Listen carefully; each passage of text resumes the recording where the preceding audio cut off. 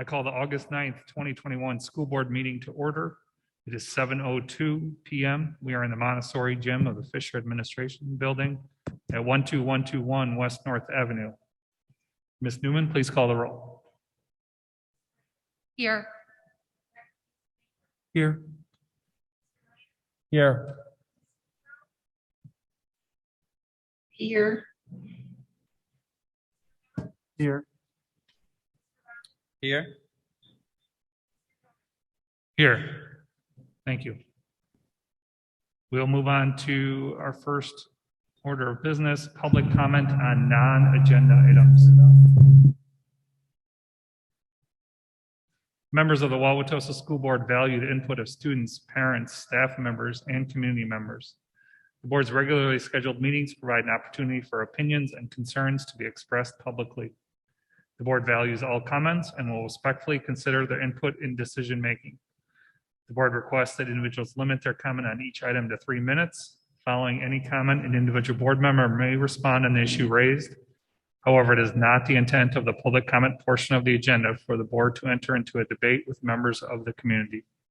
Because non-agenda items are not publicly posted in advance, no action will be taken on public comment regarding non-agenda items this evening. And so we will get into non-agenda public comment. We'll first do it in the room, and then we will go to Zoom if there are any. And I will stress that in this public comment portion and all the public comment portions in our meeting tonight, it is not the intent of it to be a question and answer session. You're certainly welcome to ask questions that you may have, but I know Dr. Means in his presentation will give you an opportunity of places where you can direct those questions. Certainly, please come forward and advocate for any position that you might have. So our first public comment period will begin now. We will start with people in the room. If anybody has a public comment, and I stress on non-agenda items. So if you're here to discuss and give your thoughts on the school opening plan, now would not be the appropriate time. We will have a time for you to do that. So is there anyone in the room that would like to discuss non-agenda items? Please come forward.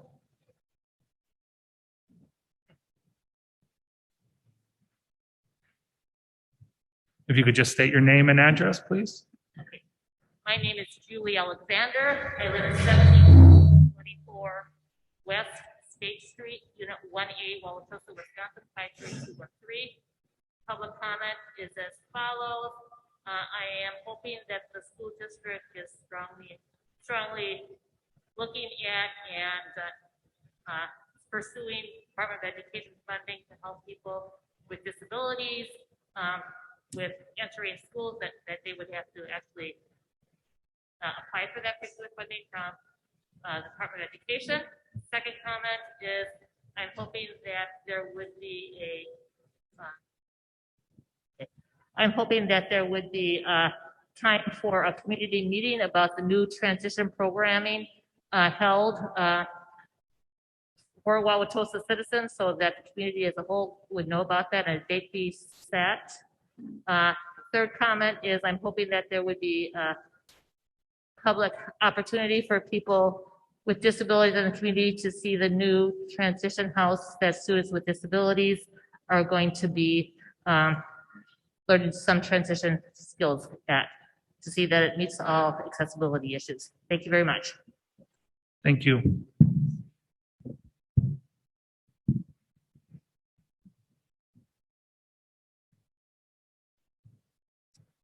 Is there any other public comment from in the room on non-agenda items?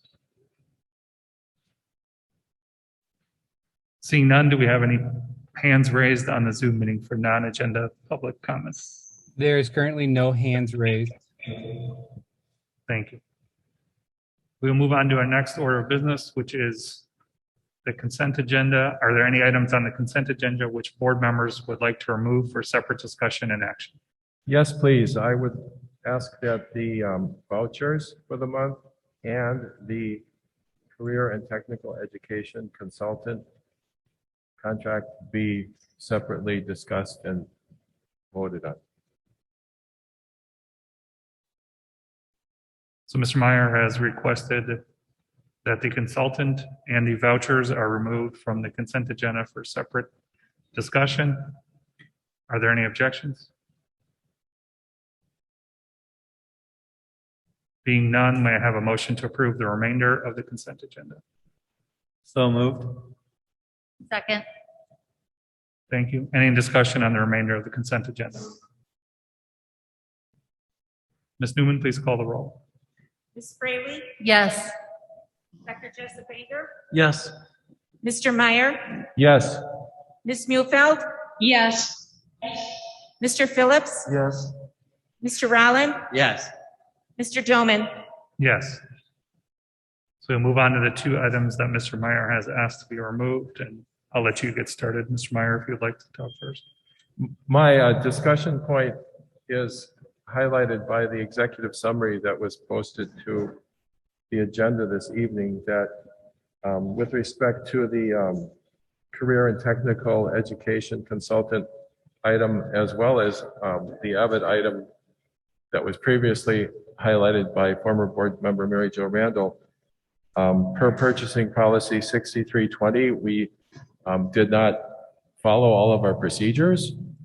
And for me as a board member, I rely on our annual audit to watch for things like this.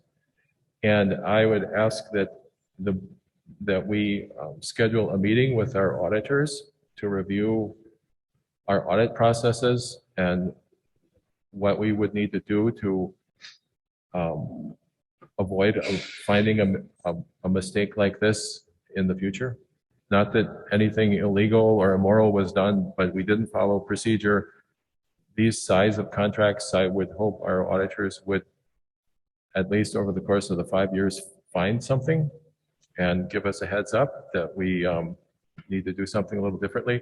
So that's the gist of my comment. In substance, I certainly support the career and technical education consultant item, but I do believe we need to meet with our auditors to understand how we can improve our audit practices to find these things proactively in the future. Thank you. Any other comment? We're doing our best, Joe. Anybody else have any comment on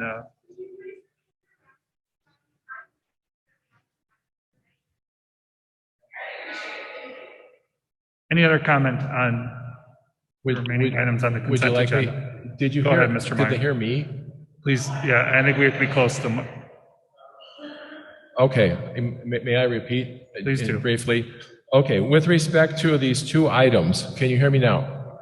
Okay, thank you. With respect to these two items, it was flagged by administration with respect to the career and technical education consultant item, and it was flagged by former board member Mary Jo Randall in the previous meeting with respect to the Avid contract that we haven't been correctly following our purchasing policy for this size of contract regards to obtaining multiple bids and other items. So I do support the career and technical education consultant contract, but this type of thing, at least for my thinking, would hope and expect that our annual external audit would find things where we hadn't exactly followed policy for purchasing. So I am asking that we agenda a meeting between the board and our auditors to see what our expectations as a board should be with respect to what they are looking for, and if there's anything they can do on their part to find these things. Because I think that's part of their job, but we need to talk with them. So that's the gist of my comment. Thank you. Any other comment from the board? Ms. Fraley? I just had a question specific to, we only received one bid, and I'm curious if that's unusual or, typically we receive at least more than one. And were there concerns that we only received one back? Was there adequate time for the proposal to have been out, or any concerns with just receiving the one bid back? I'll make sure I speak into the microphone. I think this is a very unique consulting contract. And again, for the audience sake, this was a consulting contract to support our career and technical education teachers in advancing our curriculum in that space. We have contracted with this consultant in the past, and what Mr. Meyer referenced is that in past years, we have not utilized the language that's outlined in our board policy that stipulates that once you go over a certain dollar amount, and in our district is $20,000, you're required to get at least 3 quotes before you engage. It's a unique service. That's why I think we didn't get multiple quotes returned. But I will also defer to Mrs. Bowers. And I think it would also be helpful for Marta to weigh in on just the policy 6320. And based on your analysis, you've been here a little over a year now, how widespread this issue is and why we need to reset. Again, I've been here for about 6 weeks, and adherence to policy is important. But I think there's 2 things I would like to do. Allow Mrs. Bowers to weigh in on the uniqueness of this contract and the service, and then allow Marta to weigh in on the adherence to the policy. Mrs. Bowers. Please, Mr. President, may I add that our contract with our external auditors is also bid. And of course, you know that we don't want to waste money on anything. So we, the auditors are sensitive to what they're charging us, and we're sensitive to what we're paying, which is good practice. That said, if for dollar value is above a certain amount, if the auditors tell us, well, we are randomly sampling this percentage, and we find out that it's not finding procedural errors, then the board, I suggest, needs to decide, well, do we want the auditors to check a higher percentage of the transactions over a certain amount? And then the auditors would say, well, sure, we can do that, but it's going to be more activity then, and it will cost more money, which is fair. But I think that's a decision the board needs to make to understand, what we rely on the auditors to find, procedural errors, even honest procedural errors, and we miss some. So, okay, going forward, what's the solution here? Is there something we can add to the audit, for example, to, flag stuff more regularly in the future? That's my point. Yep. I appreciate the conversation, and I will talk to Dr. Means about agendaing something in the future. I don't want to get too far into that topic since we're not agended for that. Right. It's not for tonight, but just to add to the context about what I'm asking for and what my objection is. And I may vote no just to highlight the procedural request here that we do that. But that's it. There's no wrongdoing here but we didn't follow the process. So, okay, auditors are supposed to catch this. So maybe we need to buy a more expensive audit. That's all I'm saying. Understood. Are there any other comments? I will just concur with Dr. Means' assessment that this is a very unique position with a unique skill set. And so the 4 companies that we did request proposals from were the right companies to go to. And so I don't think it is uncommon that we only got 1 response back because of the uniqueness of this position.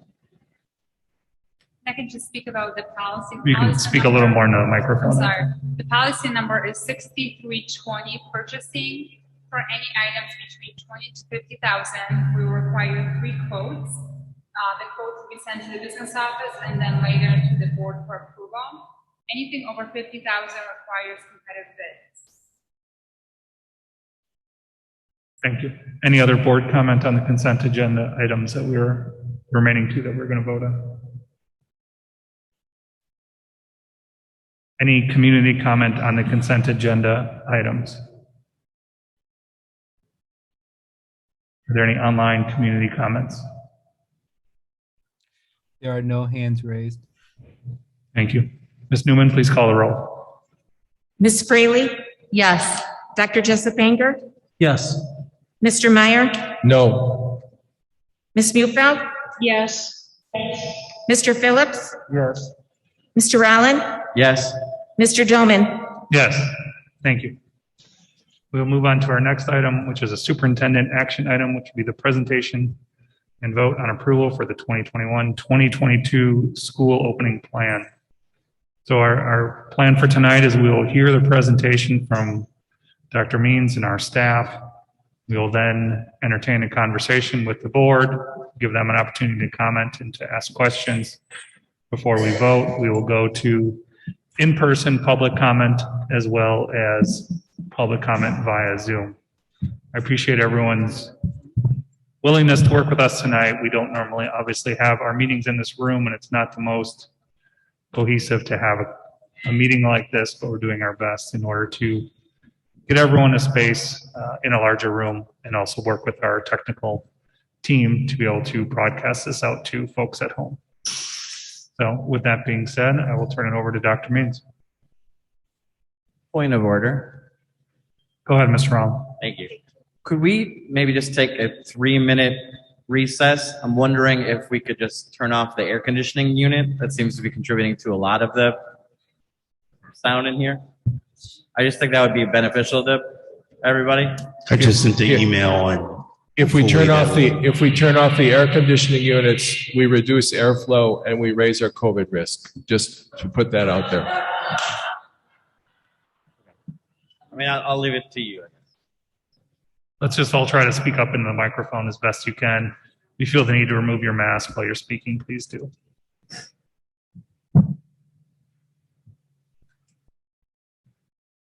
do we want to proceed? Okay. I want to thank the board and the community for your patience as we've worked through this plan. I would also like to thank our team.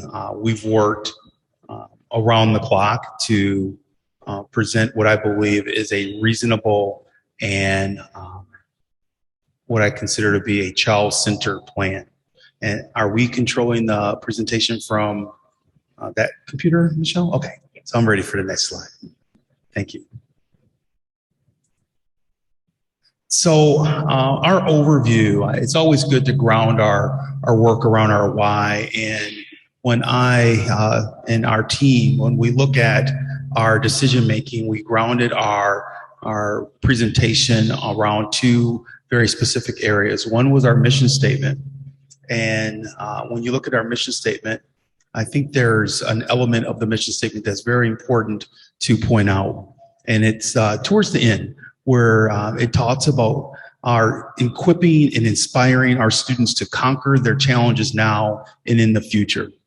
The reality of our situation as humans on this planet is that we will have to try to find a way to coexist and work within an environment where we will have to deal with COVID-19.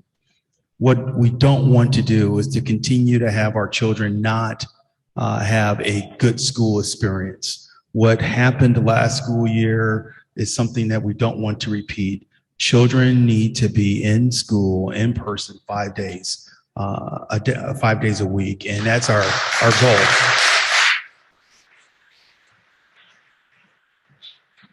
And so when you look at the mission statement, there's an element of it where we really believe that there's an opportunity for us to teach our children, to teach them something that's really valuable around life. We also believe that there's an element of our accountability as educators to deliver an outstanding education. And again, when you talk to educators, they believe the best way we can deliver an outstanding education is when we are in person with students 5 days a week. Again, when you look at our strategic objective of continuous improvement in student learning, one thing we haven't had a chance to talk about yet, and I had a chance to talk to Leanne earlier today. This is my third board meeting with this outstanding community of educational leaders and learners. One thing we haven't had a chance to talk about yet is what are we going to do about the learning loss that our kids suffered last year? And so when we talk about continuous improvement, one element of it is that we have to set ourselves up to help kids who suffered and lost last year, and make sure that we're giving those kids the opportunity to grow this school year. There's another element of ensuring that we're addressing the social emotional learning of our students. We can't forget that the emotional toll of last year was difficult. And having the ability to be back in school is really important for our kids. So that's our why. That's what grounded our work here. We did release a survey. I want to state on the front end that we realize that there are some security flaws that we need to work through with our survey tool, and we will continue to revise and refine those tools. But we believe statistically, even with the flaws, we had over 7,000 responses to our survey. And when you look at our survey, the mitigation factor that most of our respondents gave us, 2/3 of our respondents gave us, was that masking was a mitigation factor that was acceptable and something that they would encourage our school district to consider. And so we believe that's giving us a pathway to be in school, and that's feedback that we have received that's really important. Thank you. So how did we get here? Because emotionally, I believe that our school community and for a large part, our nation has had a whiplash effect over the last few weeks. And it's important for us to start at March of 2020 when the world stopped. And from March 2020 to June 2020, we, as you all remember, we were in a virtual environment for the end of the 2019-2020 school year. We started the 2020-2021 school year in a hybrid instructional model. In January of 2021, our JK through 5th grade students returned in person 5 days a week. Our 6th through 12th grade students returned back to school in March of 2021. And then something really good happened to our school community. And that is between April and June, we started to see infection cases drop, not only in our local community, but within the state and even the country. We started to see vaccination numbers go up. And we even had the CDC announce relaxation of masking mitigation strategies for indoors. So the messaging from the CDC, from the statistics everywhere was, we may be getting toward the end of this. It was a needed light at the end of the tunnel. We came to the summer, and around July, the Delta variant emerged. We also started to see a significant increase in local cases, and we saw a stagnation in vaccination rates. And so what we've seen in the last 3 weeks has been a very steep and very sharp turn of events. And so it's been difficult for all of us, candidly, of having to make the pivot from where we were in June, which was a good place for educators to plan for education and preparing for kids and to welcome them back to school, to engage in this type of conversation for the next school year. Thank you. So our recommendation to the Board of Education is to accept our COVID-19 reentry plan. We've posted the plan on board docs. This presentation is also on board docs. We believe that the plan is detailed. It gives us the ability to be flexible. It gives us the ability to not make decisions simply based on statistics, but to allow this community and this board to look at all the factors before making a decision. And ultimately, going back to that slide that I started with, which is our why. Why are we here? What's going to drive us in looking at our strategic plan? So we start with our initial metrics of the community rate, the community infection rate, and then ultimately our district infection rate. And we've based our community infection rate on CDC guidelines. And eventually, once we start the school year, we'll then get into our internal infection rate.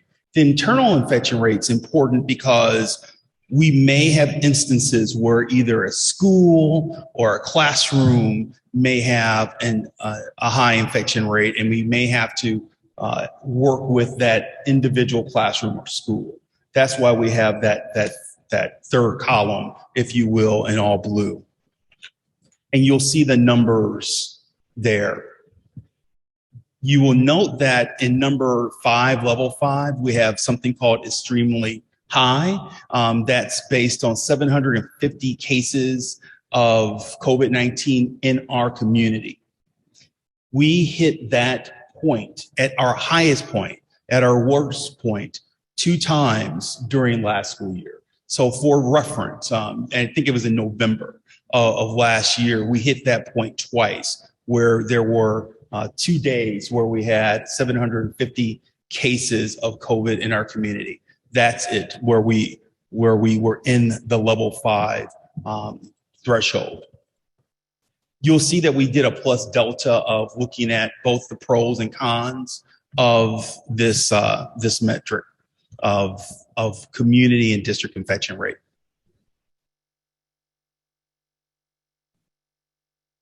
A question that many community members appropriately have asked, going to the next slide, thank you, has been, what will it take to shut down again? And we have looked at our metrics very closely. And we believe, and I want to use this terminology, very closely here, about the initial metric that we went over, and Michelle, I'll let you go back to this slide in a second.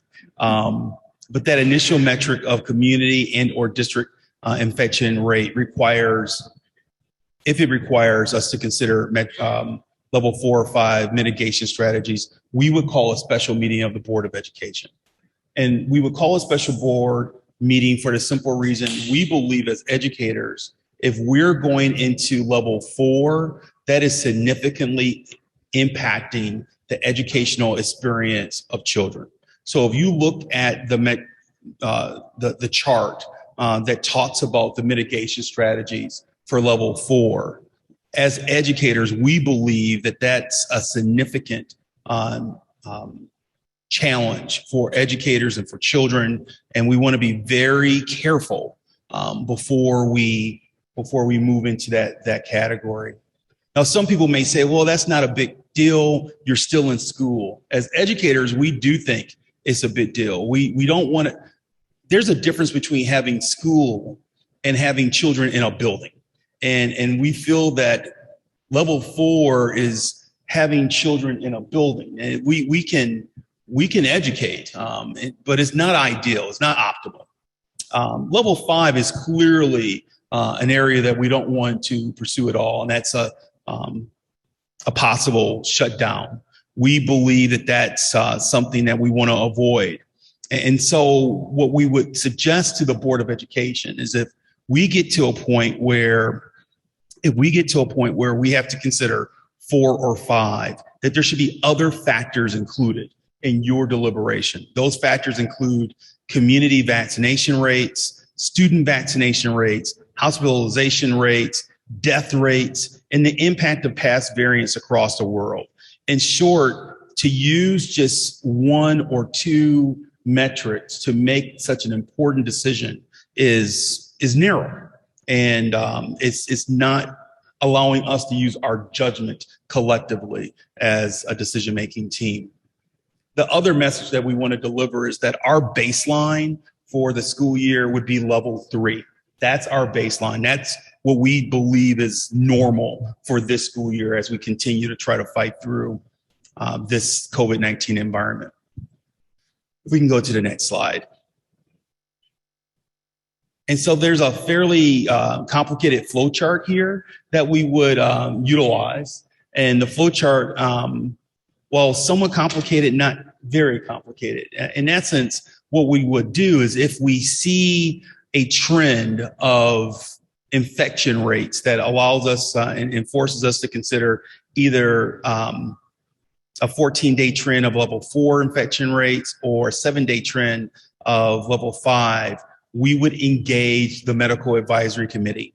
We would engage the medical advisory committee to give us counsel on which additional factors we should consider and bring to you in terms of data. We would then have that meeting, and at that meeting there would be a conversation of either administration recommends 4 or 5, or we would recommend staying at level 3. The board ultimately has the ability and the authority to implement level 4 or 5 protocols if you see fit. So that's the process. It's more of a true dialogue. It also allows the public to have an opportunity to weigh in and to observe the process. I think one thing that we all deliberated and talked about as a team is that it's really important for us to live closely to our mission statement of being an educational community, united. And when you consider that, this process honors the opportunity for us to get medical advice from our medical advisory committee, to give us additional factors to consider. It gives the board ultimately the ability to really weigh in on such an important decision, and it gives the public the opportunity to observe and to track what's happening throughout the process. Michelle, if we can go back to your slide, and if there's any expert insight you can provide on those metrics that we've created there. Sure.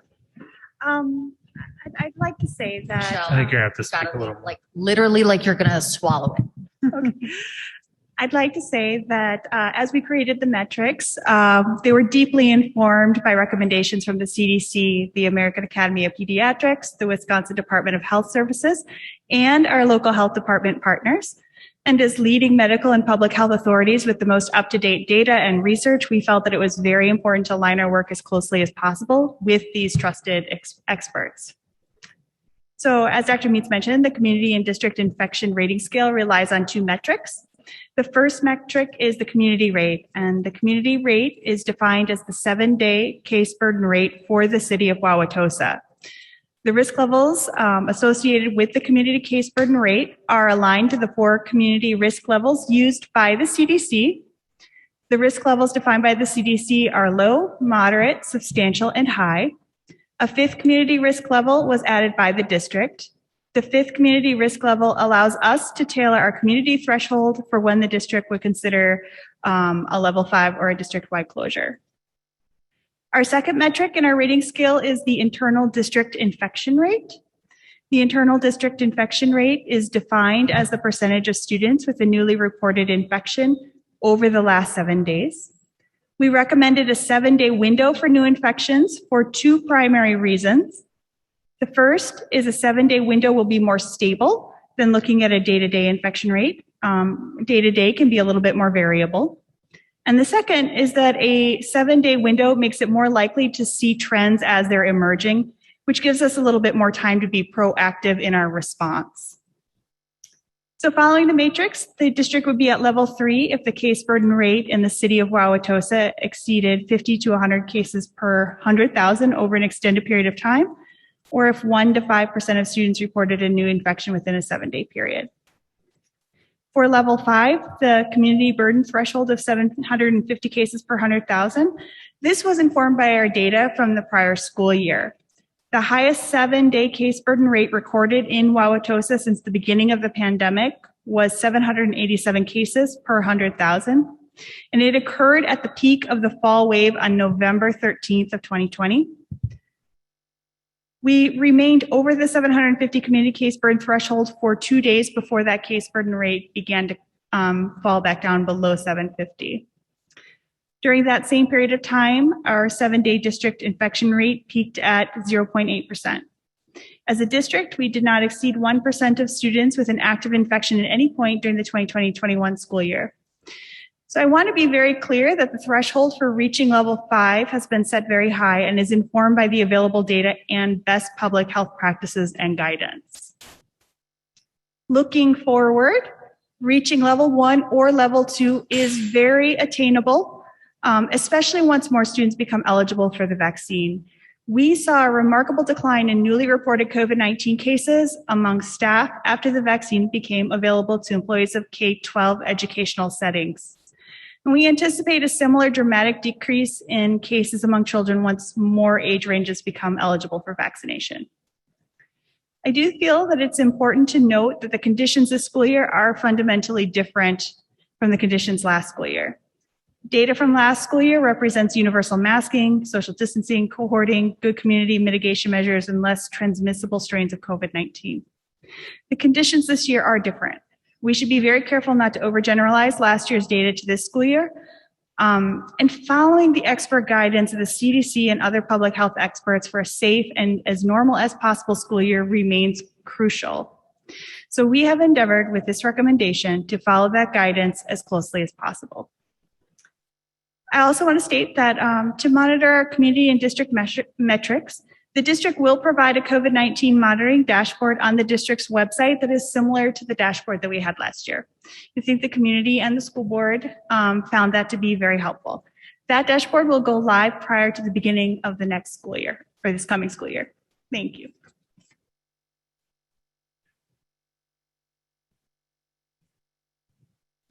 The only thing I would just say before I turn it over to Mrs. Bowers is that we're in a very interesting place right now, because according to our community infection rates, we don't have district infection rates. According to our community infection rates, we are at level 4. I think as of today, we have 169 cases per 100,000 community members. So what does that mean?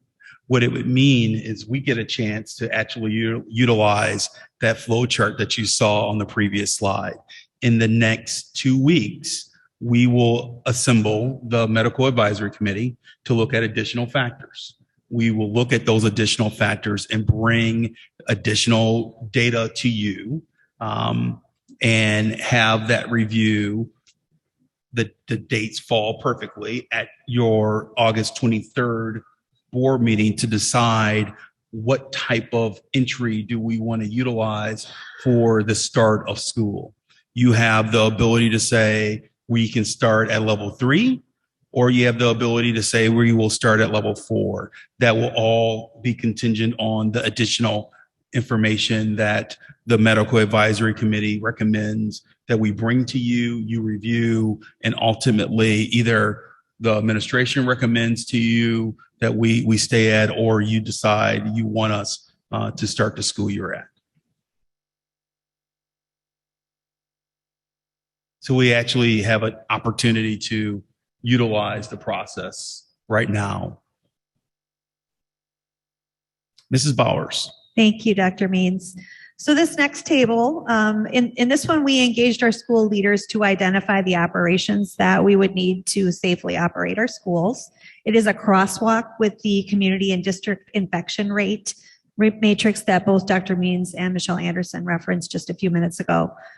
The return to a sense of normalcy while remaining vigilant to our mitigation efforts are our priorities here in the district, and we work to create mitigation factors for each of the 5 levels that support the opportunities we want to create for our students. So in this table, you will see the mitigation efforts for each level. They are identified for masking, large school events, which we defined as any indoor gathering of over 100, field trips, student travel patterns, general physical distancing in the cafeteria and serving options for food service, and instructional models. In level 3, we have identified flexibility for schools depending on their individual school levels of infection rate. If the infection rate of an individual school is low enough to be classified in level 2 on the infection rate matrix, school leaders have the flexibility to hold large school events, including assemblies, and also to approve field trips. One other important note under level 2 for mask mitigation, for our Montessori school, due to the instructional model there and the multi-age classrooms, all students who are currently in grades 4 through 6, even including those who are vaccinated, will be required to wear masks because they will be in class with students who are not eligible. Solutions that would allow for unmasked vaccine eligible students would compromise the Montessori's learning environment. So times where where no mask would be permissible would be when students would be outdoors or in select occasions where they might be interacting with their 7th and 8th grade peers. And Ms. Imperiali, the principal at Wauwatosa Montessori School, will communicate more specific details with our school community following today.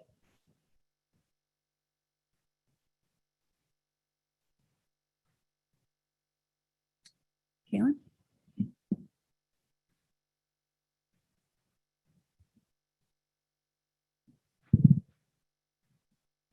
So just to review some of our health guidelines for the school year, a lot of it is largely unchanged from last year. Our close contact definition when we are looking for people who are exposed to COVID-19 remains those who are within 6 feet of an individual who is contagious with COVID for a cumulative of 15 minutes or more throughout a 24-hour period. New this year, the CDC has said that those in the JK through 12 indoor classroom setting only need a 3-foot radius instead of a 6-foot radius. This only applies for students. It does not apply to other adults in the building. When masks are optional, the Wauwatosa School District will use a 6-foot definition to identify close contacts. When masks are required for all individuals in the classroom, the district will use the 3-foot definition for exposures within the classroom. Our contact tracing protocol is the same as it was last year. Once the nursing team is notified of a positive, we will reach out to the family or staff member to interview them, to provide them return to school guidelines, and to start to identify close contacts. After we have interviewed the family or staff member, we will work with the school to identify additional close contacts through interviewing classroom teachers, coaches, or other staff members as required. We will also review seating charts. We do this while maintaining the patient's confidential health status. We will then notify parents and staff of the need to quarantine via email through Infinite Campus. It's important to note that if there is a significantly high number of COVID-19 positive cases reported in a short period of time, under the direction of Dr. Means, a school may switch to virtual for a day while contact tracing is completed. We did have this stipulation last year and we never had to use it. Quarantine protocols are different if you are unvaccinated versus vaccinated.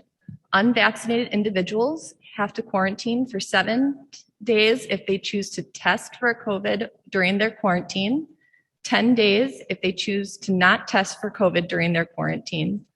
Both of those require no illness symptoms to develop. If illness symptoms develop, then they must quarantine for the full 14 days.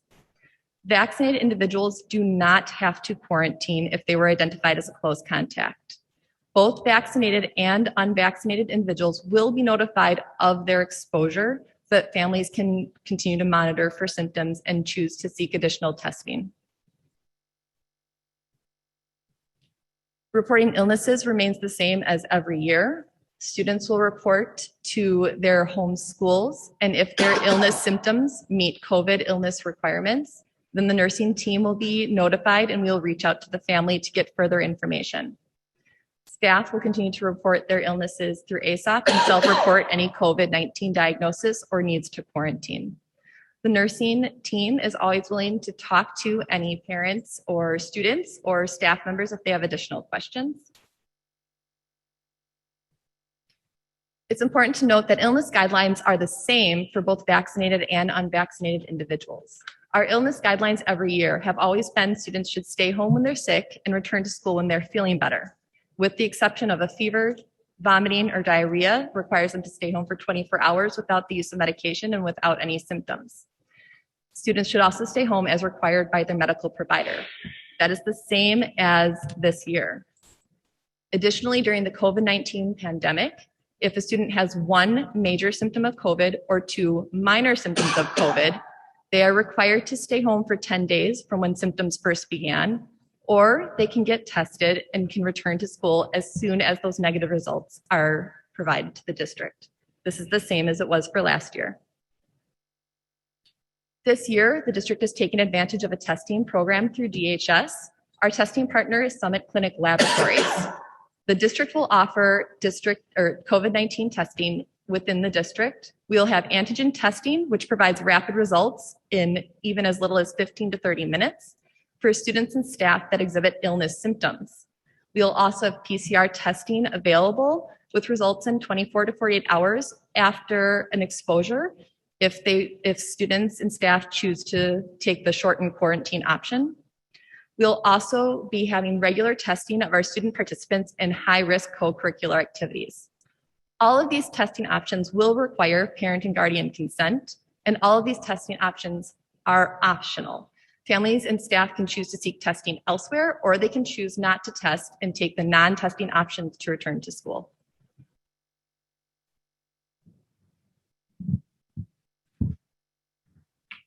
Thank you, Caitlin. I just wanted to speak on behalf of both Michelle and Caitlin, kind of following up just to the overall message of this evening. We're really looking at what opportunities can we provide for kids this year, and how do we really balance safety and being responsible with what we're offering. And so our first really is we're going to do everything possible to ensure safety and minimize risk. But we also, I think, have an obligation to our students to offer some of those really, really valuable co-curriculars. And that is the reason why a lot of our kids are excited to come to school. It is the opportunity to be involved in our wonderful theater program, or to participate in our band, to be in our extracurricular activities. It really adds to that sense of belonging for our students. And it's really an area that we want to commit to ensure that our students have that wonderful opportunity that we know Wauwatosa not only wants, but desires, and it's what's right for our kids.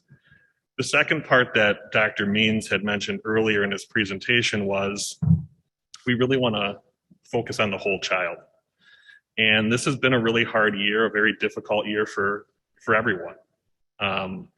And so for us, we really want to make sure with our social emotional learning, we start it with what we're centered on. And for us in our district, we want to center it on relationships. The quote is by Dr. James Comer: "No significant learning can occur without a significant relationship." And as such, we want to capitalize on some of the successes of the previous school year. For example, when we created opportunities for adult to student and student to student relationships, overwhelmingly, feedback was it was successful. And thank you for providing that time. It helped us to learn. And in the elementary school, that might have been a class circle or a morning meeting, becoming pretty widespread and consistently utilized. Secondary level, it's our advisory, and even giving teachers permission to say you can put the content second. You can't forget about the content, but the content can follow once we establish those community values, those classroom norms. This year for student services, we really want to focus on, obviously, as we do every year, helping others. We will continue to work and lead with empathy so that we make sure that all of our students do have that sense of belonging. The last bullet point, what does that really mean? How are we going to help eliminate educational barriers that eliminate or restrict access? It's more intentional use of our data, really looking at, for us as a staff, how do we proactively engage our families? How do we look at our attendance procedures? How do we use our MLSS system? And this is both at our Wauwatosa Virtual Academy, so for students and families that choose to go virtual, or for in our traditional in-person schools. I think there will be much more opportunity for us to initiate contact proactively, to work with our disengaged students, and to find ways to be successful to re-engage. Ultimately, we really want to help our teachers to support our students, and we want to coordinate opportunities for whatever is necessary. Finally, I'm excited for the opportunity this year for us as a school district. We expanded our outside mental health services.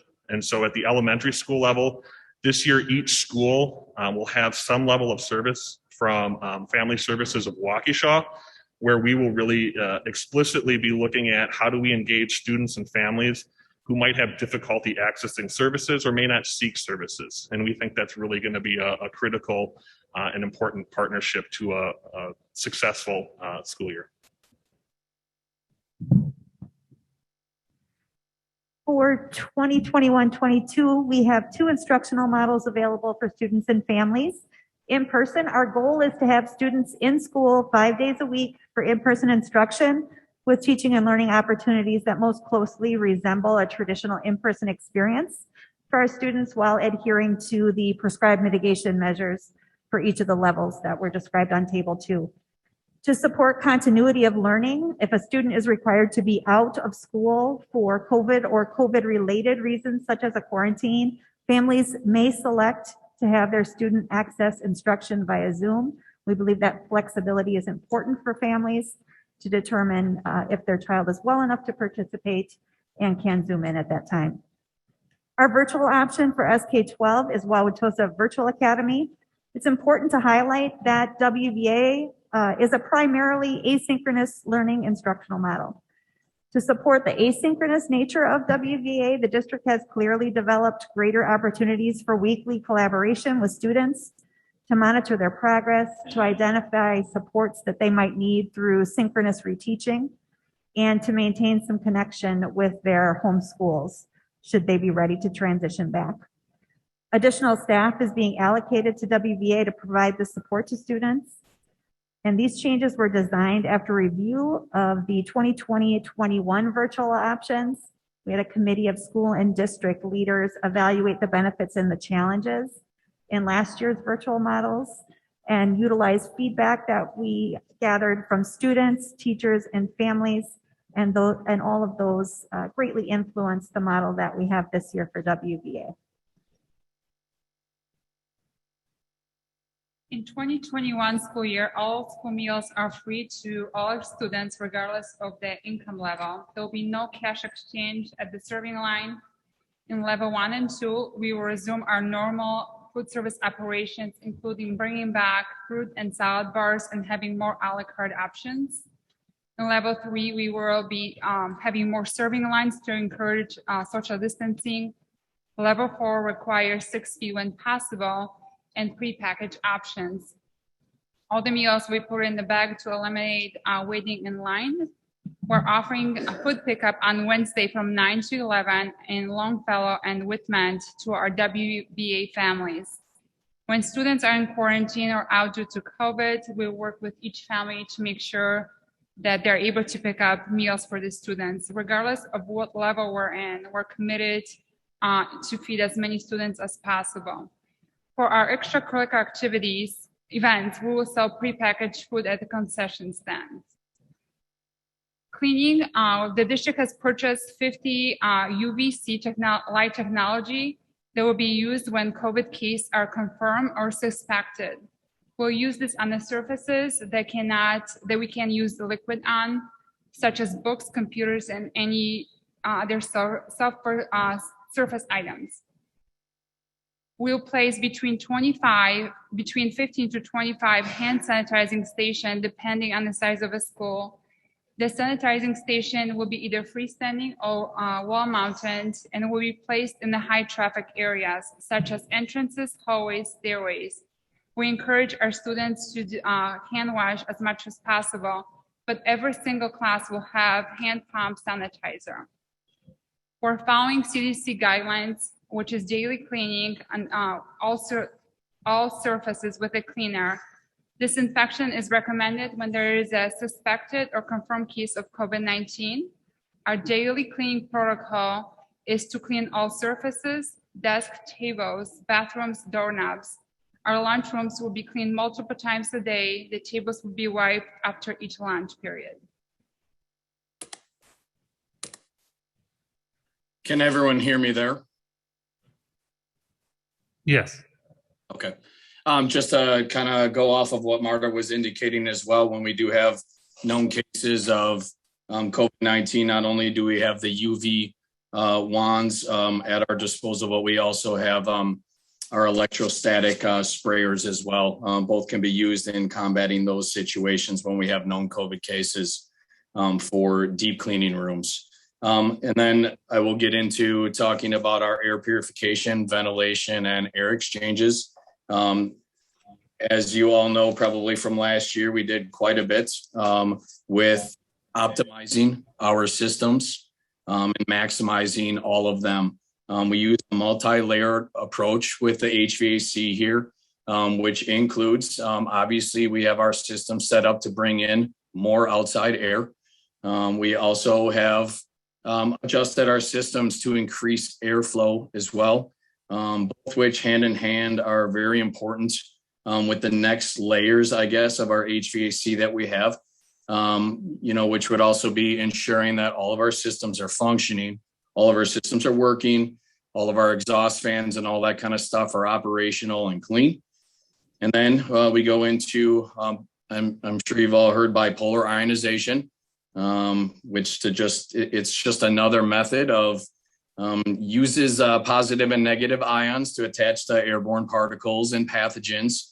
It disrupts surface proteins and essentially renders pathogens inactive.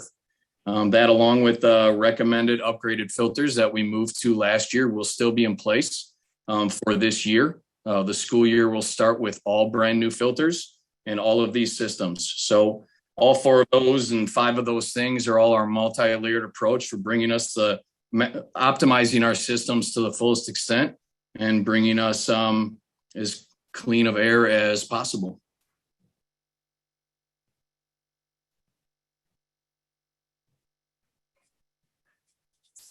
Okay, talking about human resources and considerations, with the understanding that we know that our ideal employee and employer relationship is, we understand that we want to be in person with our students, but we also want to make sure we're providing resources to take care of our staff. We know that our staff is highly important and in making sure that they engage in effective education. So in regards to leaves, employees who have a positive COVID-19 diagnosis should apply for FMLA. The district will cover the cost of the absences and will not deduct sick time. Employees who have been in need of an absent to take care of a parent or spouse or child who has COVID-19 should apply for FMLA and will use their own sick time. As far as work location and reporting to work, as Teaching and Learning has talked about what the virtual access will be for students during quarantines, the same applies for our virtual working options that are available for employees who have COVID-19 related to absences, unless the staff member was exposed while performing job-related duties and identified by one of our nurses, and quarantine is necessary. The Wauwatosa School District's ideal employee-employer relationship, as mentioned, is in person. In rare cases, Human Resources will approve requests for virtual working options that do not impact student instructional delivery methods. Thinking about the COVID reporting, we're going to follow suit with the reporting as our district nurses have provided, making sure employees will report COVID-19 diagnoses and exposures to our nursing staff. Then our nursing staff will advise on next steps. In regards to N95 masks, the system hasn't changed. They're available for staff who are cleared by freighters. There's an online tool and OSHA requires a clearance, and then we will continue that. In regards to vaccinations, vaccinations will not be mandated by the Wauwatosa School District. Vaccinated employees shall report dates of vaccinations to Human Resources, and we plan to be sending that information out so we can get the most accurate information that we can.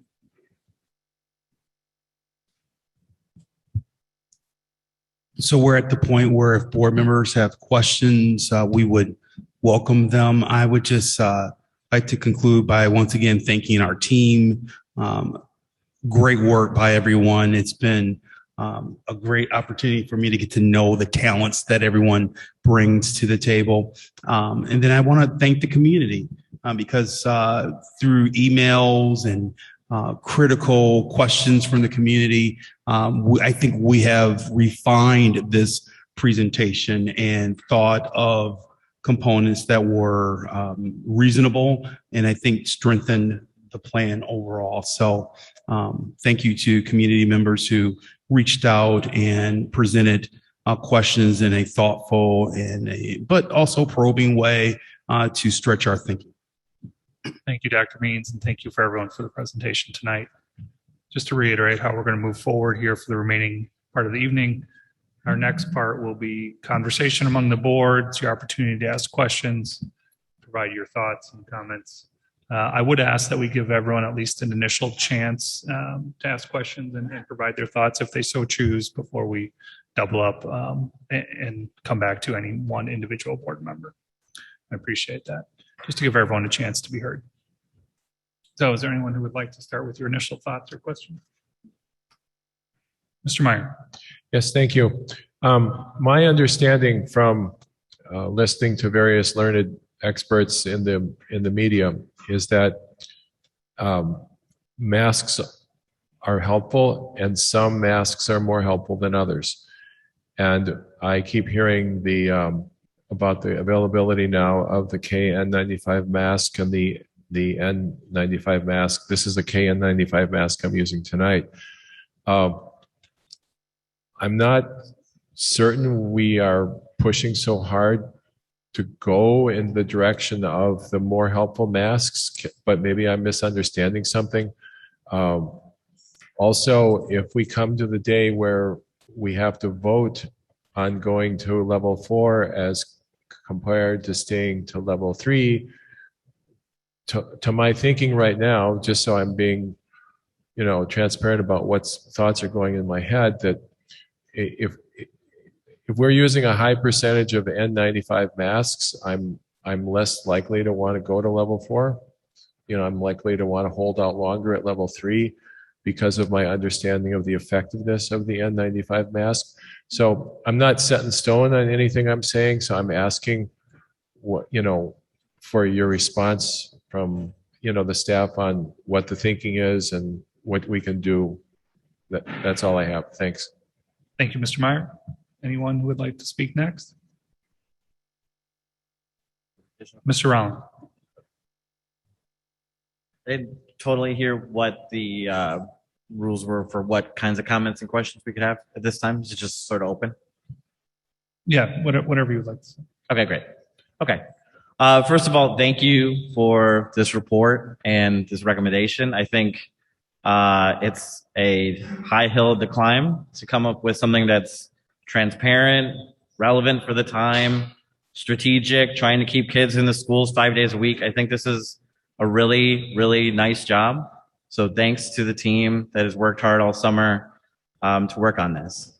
I have some questions about some pieces of it that are more deep in the details. And I guess the main part that I'm struggling with is the switch from level 3 to level 4 and the numbers that we're using to, if we move from level 3 to level 4, we begin to negate things like field trips and large school events. And given that right now is a time where we would be in level 4, I guess I'm trying to think as a dad right now, would I take my daughter who's 11 and not yet vaccinated because she can't yet, right?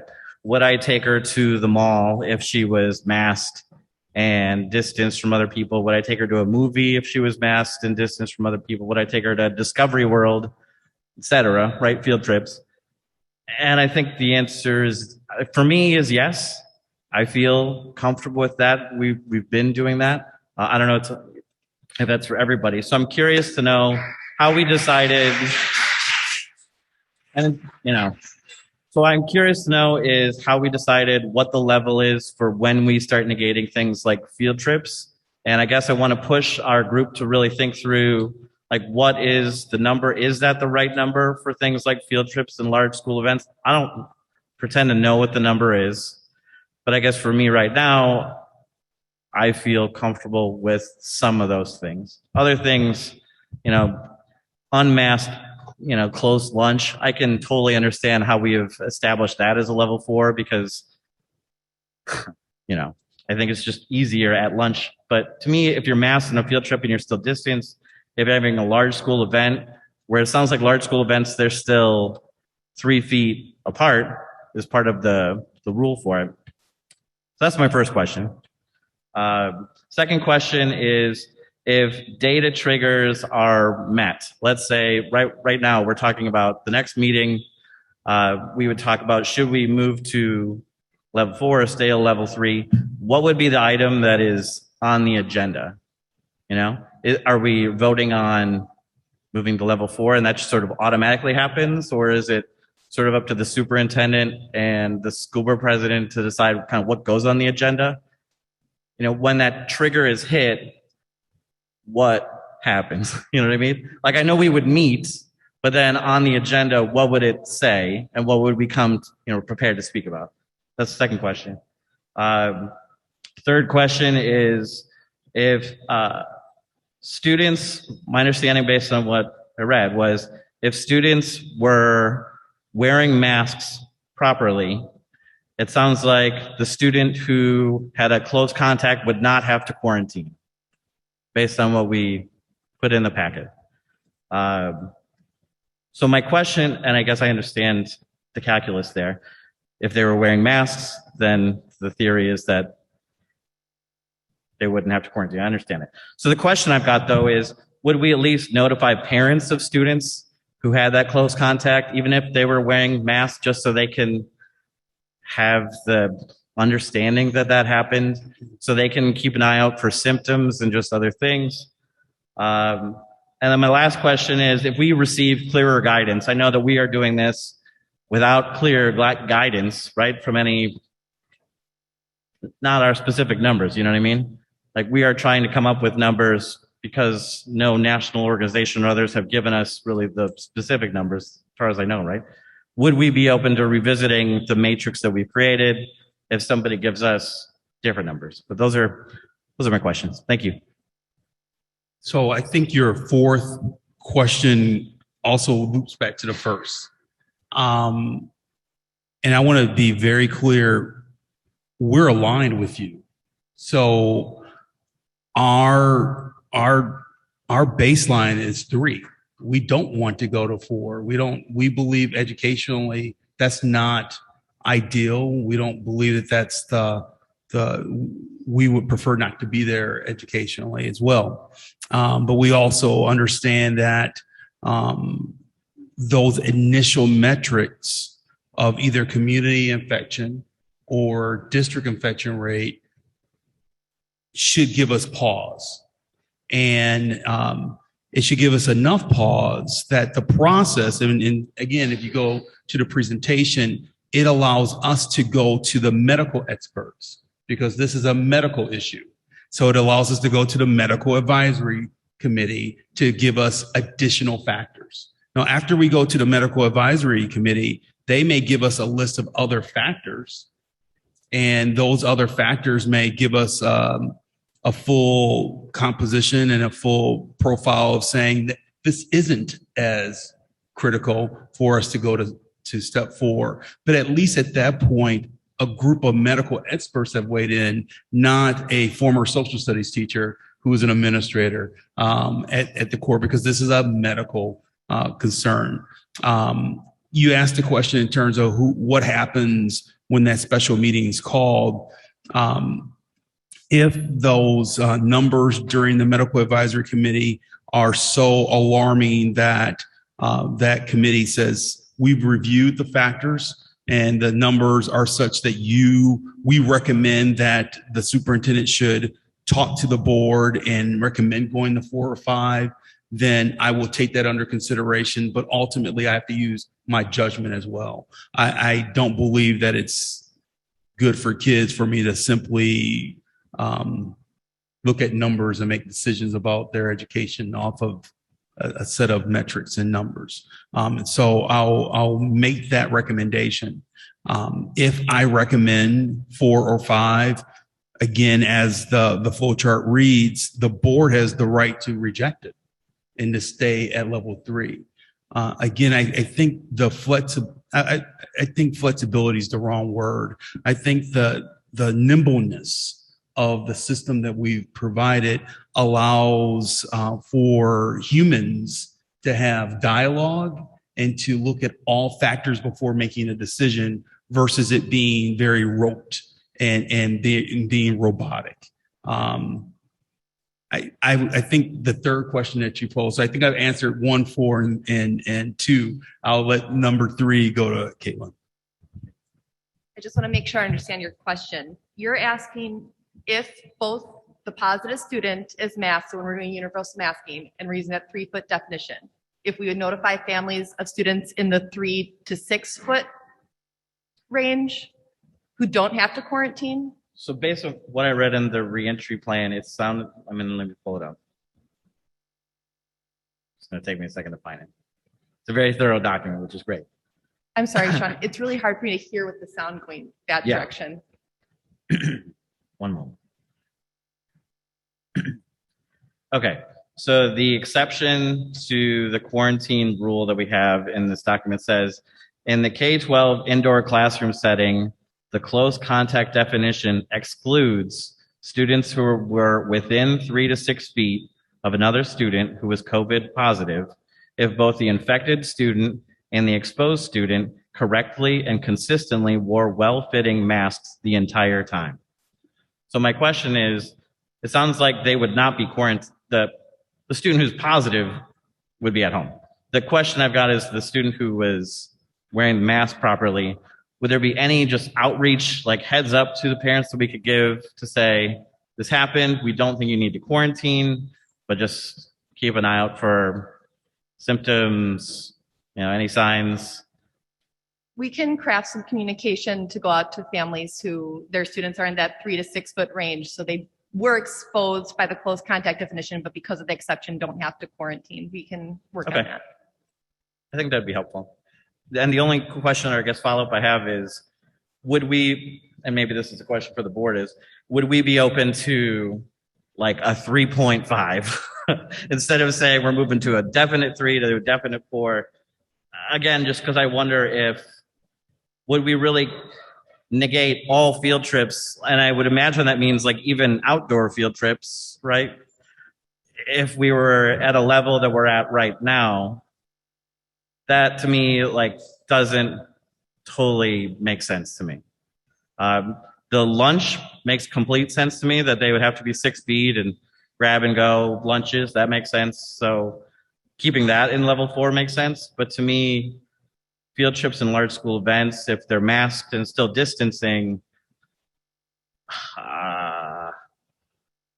to me, I would still be open to allowing those things in level 4 up to a certain point. I don't know. This is just one person's opinion, which is like a communications person's opinion. So Sean, I would obviously it's a board conversation. I think what I would advise the entire board and the community to think about the first initial metrics is it's an entry point to a deeper conversation.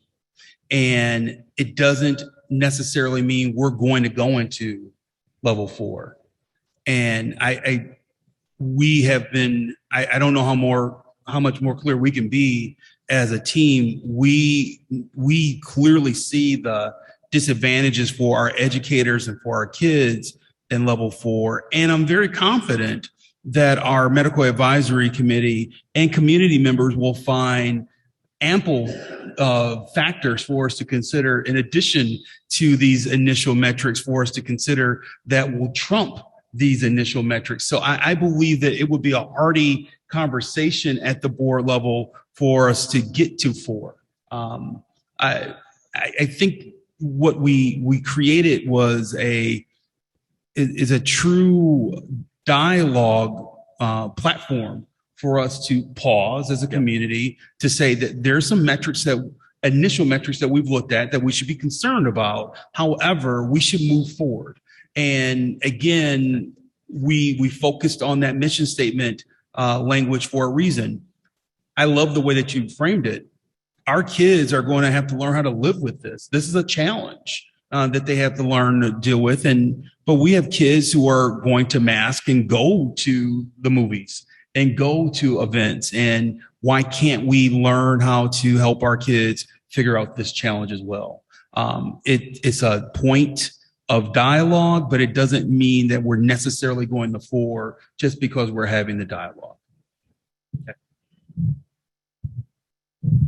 Is that all, Mr. Rowland, for now? Yes, thank you. Any other board? Dr. Joseph Banger. I did have a question, and it If we could just give everyone sort of an initial chance, and then I'll right, absolutely but my come back. question wasn't addressed. I'm just so we don't forget. Okay, thanks, Absolutely. yeah. We'll come back to you and you can follow up. So Dr. Means and the team, thank you very much.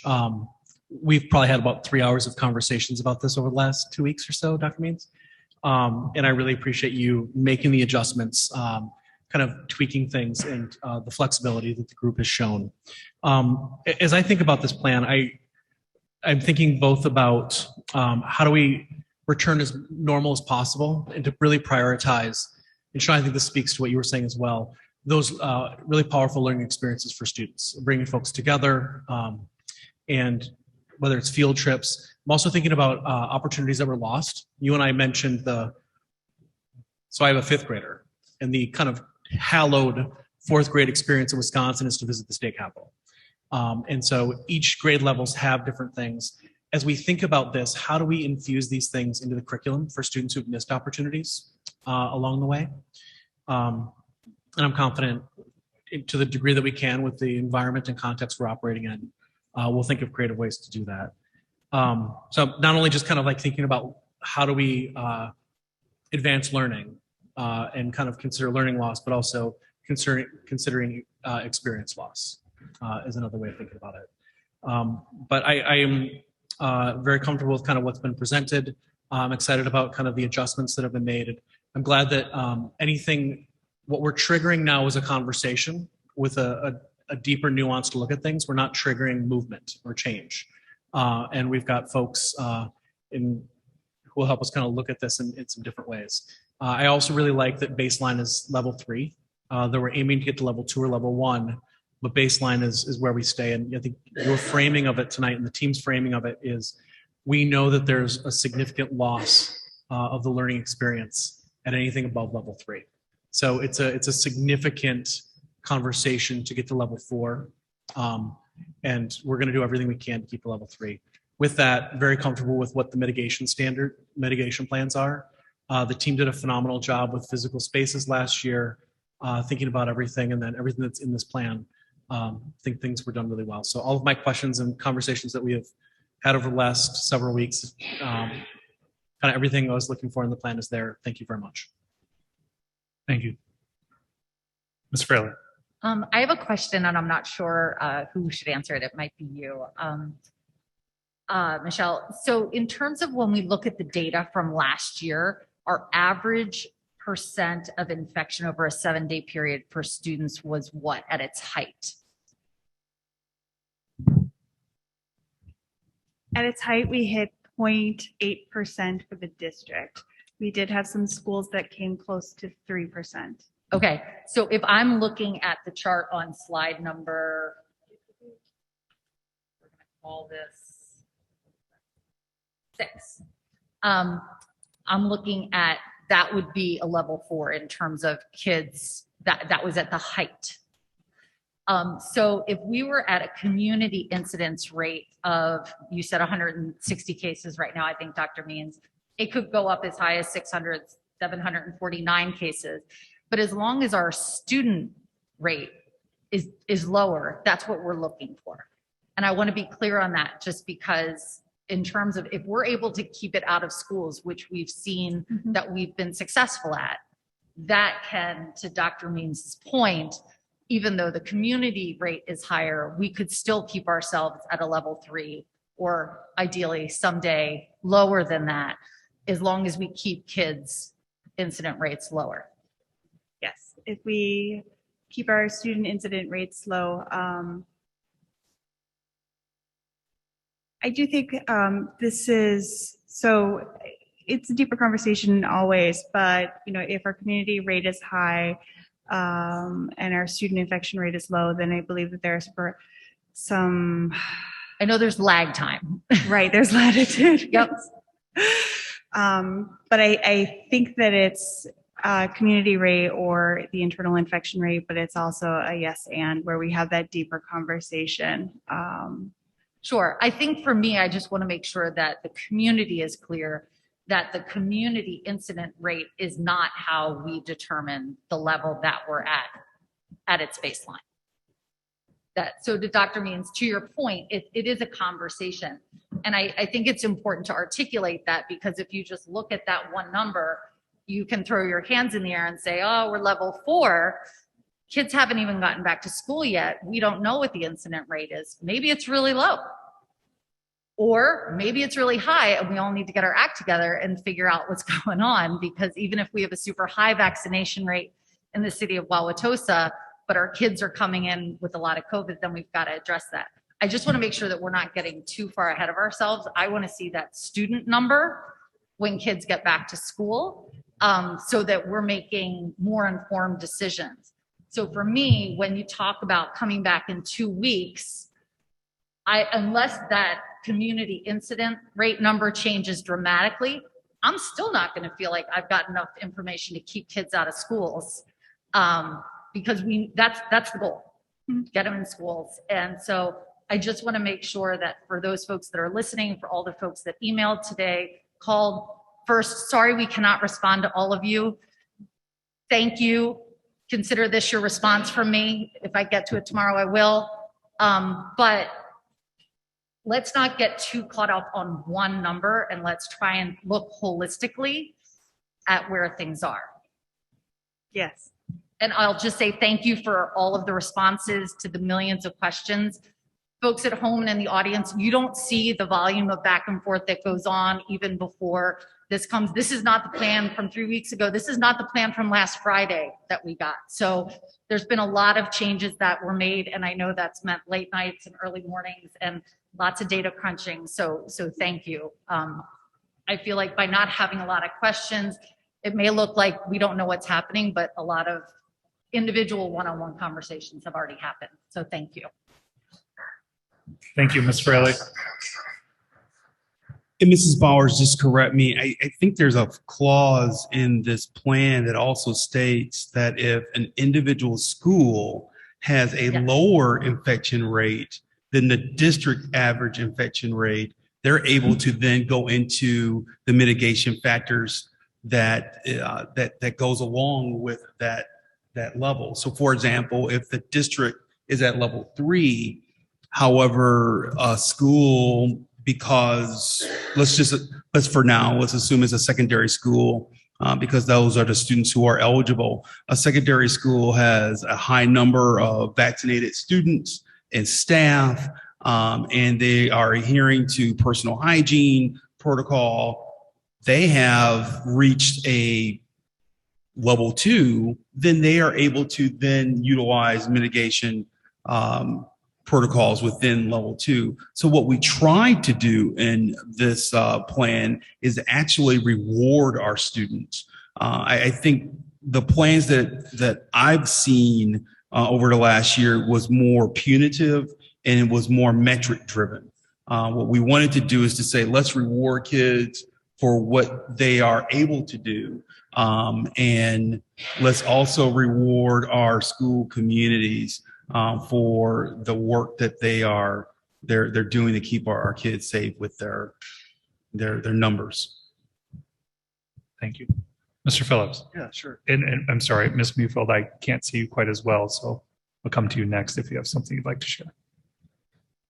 Thanks. I know the metric that we have for internal health, if you will, is based on COVID testing, yet it's optional, right? Whether you're symptomatic or whether you've had close contact, that testing's optional, right? So do we have an historic view on what percentage of students, whether they were symptomatic or close contact, chose not to get a test?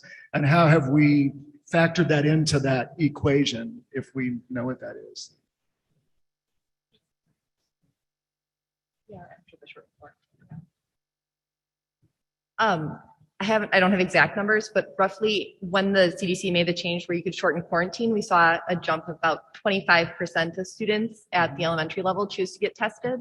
After close contact, it was more at the secondary. It also depended on when their return date fell, because if it wasn't going to change the return date, if it fell over the weekend, they wouldn't go and get tested. So there's a lot of variables. Okay. I just want to make, when it's all optional, just make sure that we have that at least, because it could be one student, could really throw us in one level or the other. Just want to be thinking about that. And if we have anything historical to help. The other thing I just wanted to, if I have a child that's in sports, basically in terms of like tracing the coaches, what they need to do is keep a roster. But if I have a child that's in band or theater, they're subject to regular COVID testing. And so I just wonder like the different experiences there and how do we make that more equitable for those participants? Like if they're in sports, it's this, if they're in band or if they're in theater, it's this. And one seems a little more intrusive than the other. So is that regular COVID testing, is it mandatory? Is it voluntary? Or could that roster or that same approach from WIA also work its way into that other so that we're being, fair for all of our participants? Yeah, we had the opportunity, Mr. Phillips, Dr. Means and I met with the athletic directors.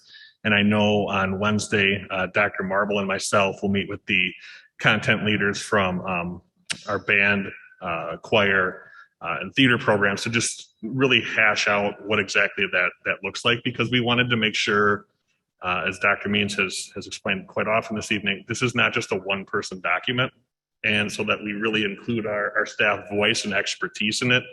Ultimately, when I had conversations with one of the band directors this weekend, what it came back to was we're going to put the testing protocols in place so that we're able to continue to provide the opportunity for kids to participate. Instead of having to say, well, we can't make a determination, so we're going to have to shut things down, we can go and say, well, X amount of students have given us consent. We have an idea of who in that group does need to get further testing, and we can work with our partner. I know Caitlin and I met today with Summit Laboratories, and I think we have a really good plan in place where they've been very clear, we will do what you need to make this work. And that includes coming into the school to make it a pretty seamless process, and really doing some nice stuff with having some designated staff members and times for us to have that predictability for our community. But ultimately, yes, it is going to be parent consent. And for our students 14 to 17, they will also have to give verbal consent once they're there to go through the testing protocols. Oh, thank you. Oh, thank you. Nice job. Thank you, Mr. Phillips. Ms. Muehlfeld, is there anything you would like to share before we go back to Mr. Meyer's question? Yes, thank you. And good evening, team. Thank you for letting me participate remotely. I have a question on transitioning.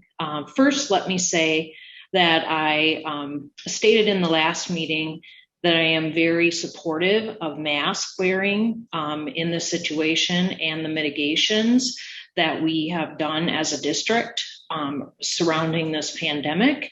And thank you, Greg, for really reviewing them in great detail this evening. I think that's very helpful for myself and also for the community. One thing I'm always worried about is the transitioning of modes of instruction. That we didn't really touch on today.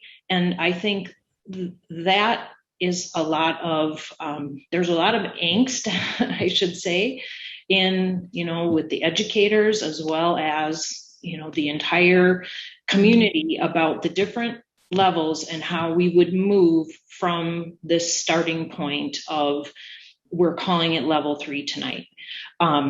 Because the pandemic, in a lot of cases, I mean, it's rapid if it escalates.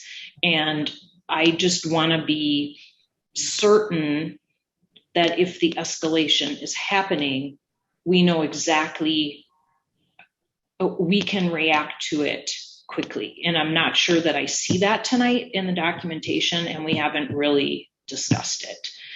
So I'm not sure if anyone can answer that.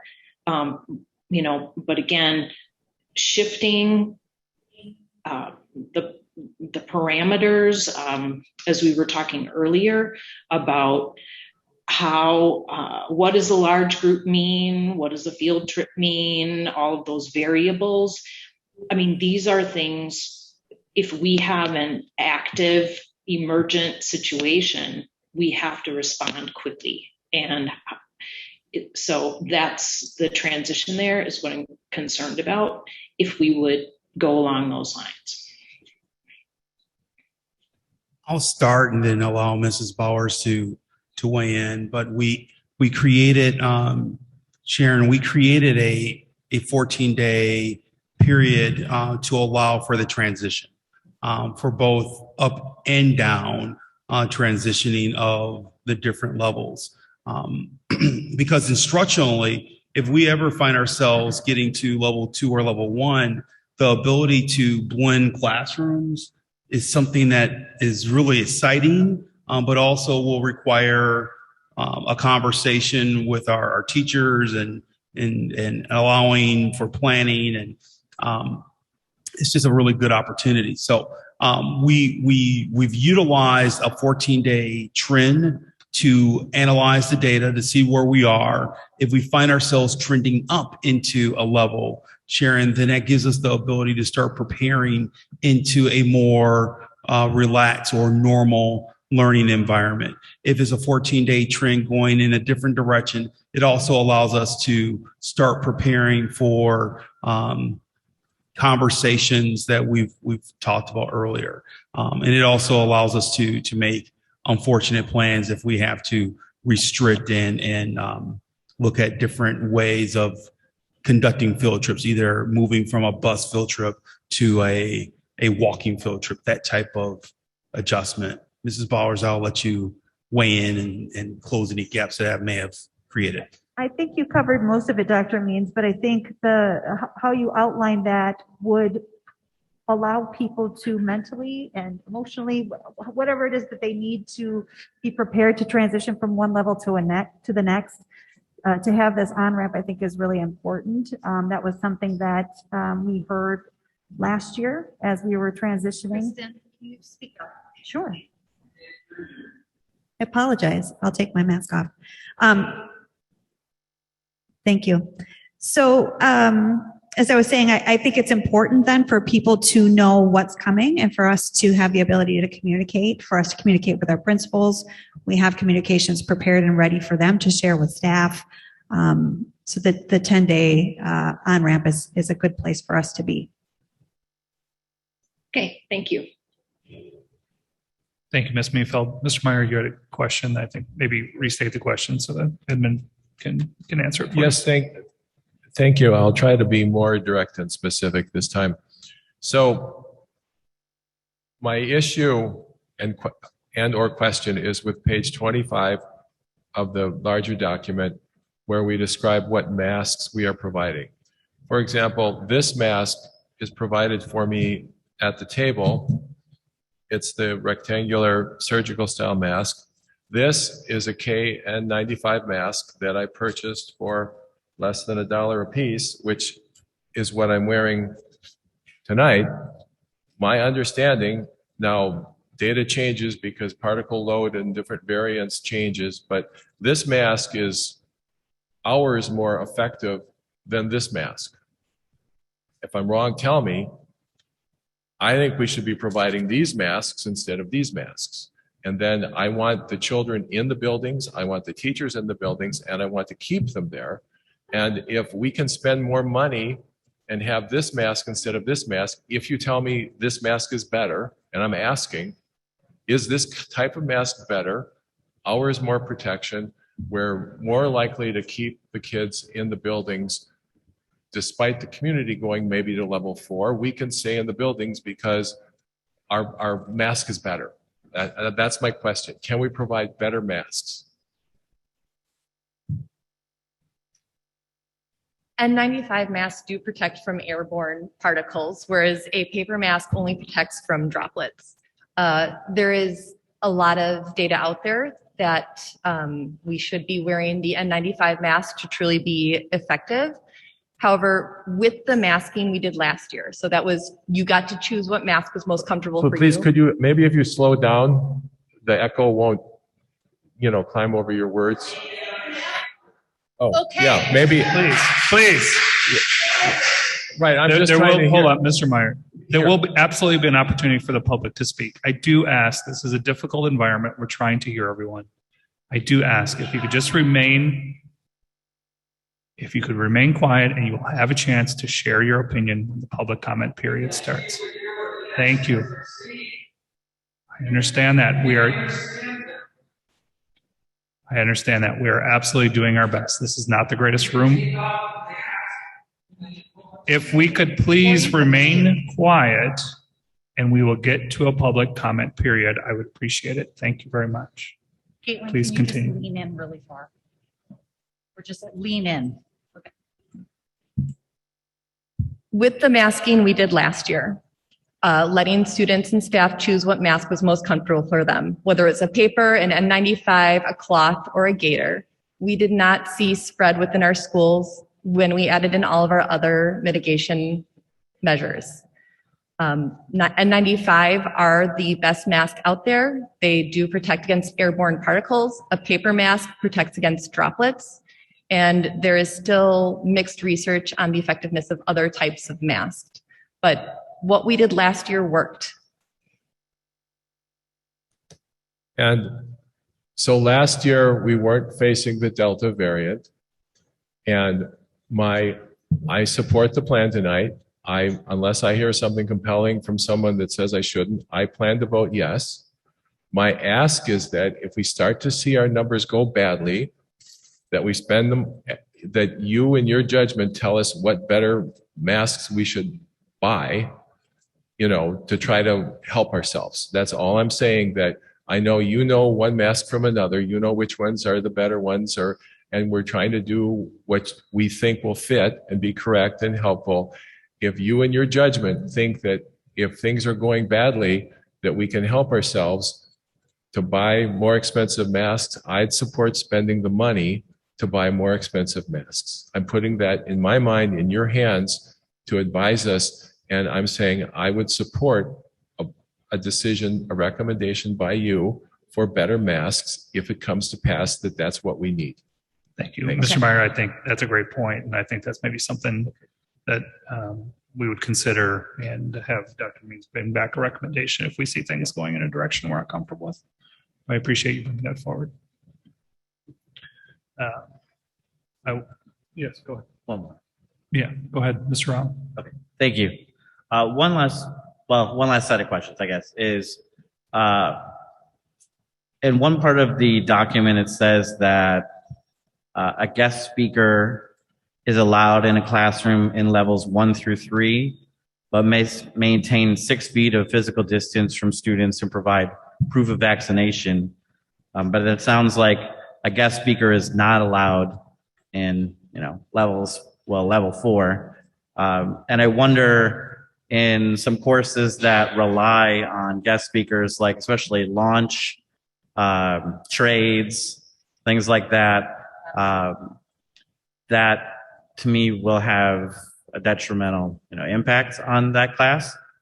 So I guess my larger question is, if we have little nuancy tweaks that we'd like to make this, but my understanding is we're going to pass this tonight unless we want to spend hours and hours going through amendments. This is what we'll pass tonight. But if we want to make or suggest tweaks to it, do we bring those to the next meeting? Or just process-wise, if we're going to collect feedback from ourselves and from the community over the next couple of weeks to revise this in a way that feels better, what's the process to do that? What's the right way to funnel ideas to the right people?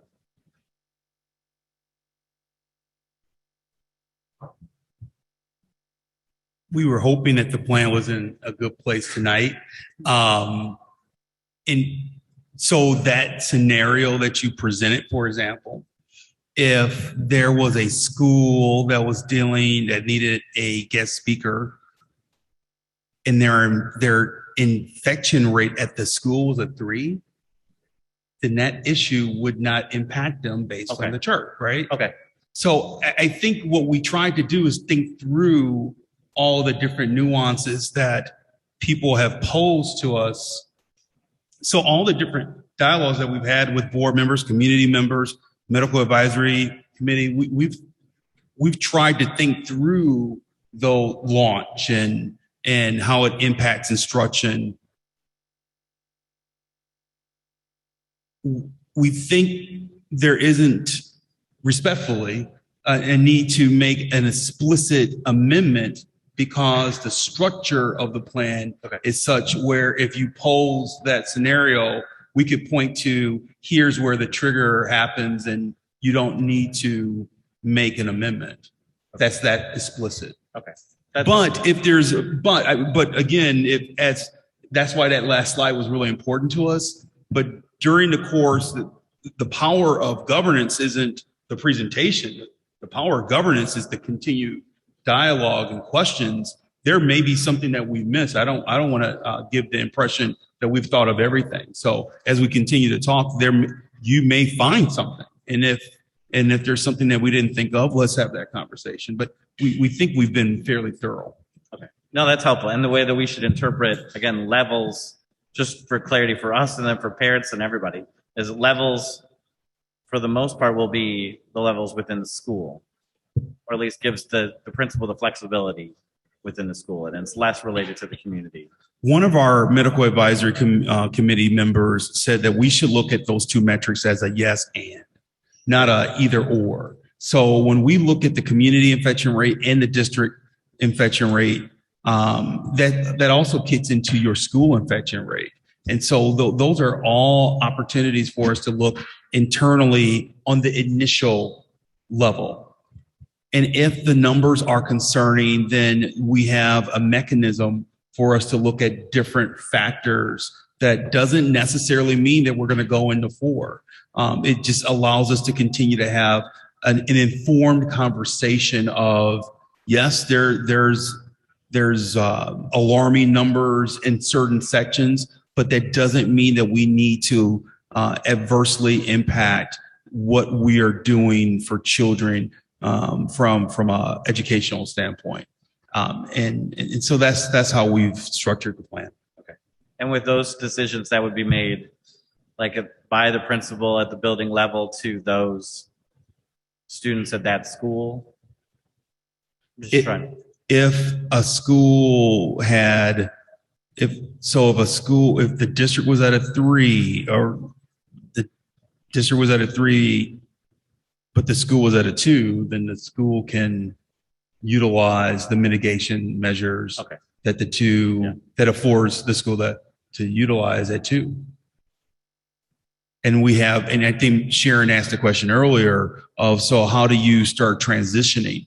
We have that 14-day period to start preparing teachers to say, well, it looks like your trend is moving into a level 2. So now you can start thinking about collaborating with another classroom. You can start thinking about field trips. You can start thinking about some of the normal instructional and educational experiences that unfortunately our kids haven't had a chance to experience over the last 18 months.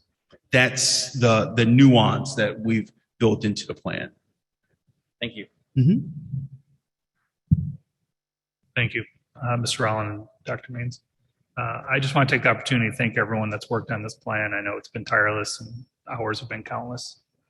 I appreciate Dr. Means and Ms. Powers, Ms. Katowski, and Ms. Cruz-Farron, and all of our building principals and our staff that's worked to put this thoughtful and thorough plan together. And I truly appreciate that. And I thank Dr. Means for taking the time to answer all my questions over the last 4 or 5 days and willingness to amend the plan where it's needed. I think it's been great. I also want to thank our medical committee for weighing in and providing valuable feedback. Continue to appreciate you and your volunteering your time and your efforts to help us be a better district. That is fantastic to see. I also want to thank the public for your input, as it's played an impactful role in this plan. We've heard from many members of the public, and it truly did have an impact on changes that were made to the plan. So I appreciate that. I'll just say I firmly support in-person learning. for the entire year for the Wauwatosa School District. I believe our plan supports that, and I fully expect that we'll be in person for the entire year. I believe our plan sets a high bar, and that would require us to go virtual or hybrid, and I believe that is the best path forward.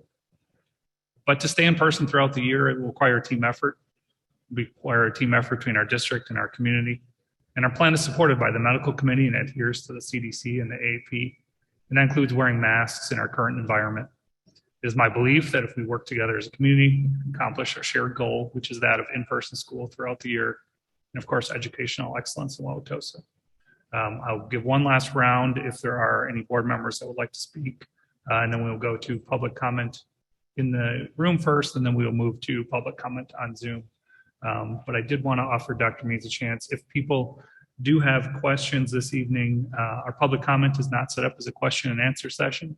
There's an opportunity for you to provide your comments and advocate for any position you might have, but there generally is not a question and answer. So what is the best place as people move forward if they have questions about the plan or their school that they could reach out to?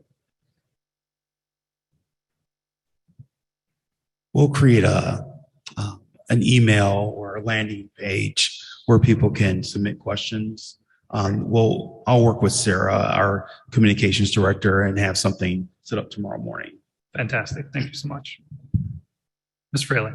Dr. Means, will someone also take down all the questions that we get tonight so that if folks ask a question tonight, it'll automatically be included in that communication? Thank you. Any other board comments or questions before we move to public comment? Thank you. So we'll move on to our public comment. We'll start with public comment in the room. I'll ask that if you're able, please come forward to the microphone, state your name and address. And we ask to be respectful of everybody's time. If you can please keep your comments to 3 minutes. If you are unable to, for whatever reason, get out of your seat, please raise your hand and I will have someone bring the microphone to you.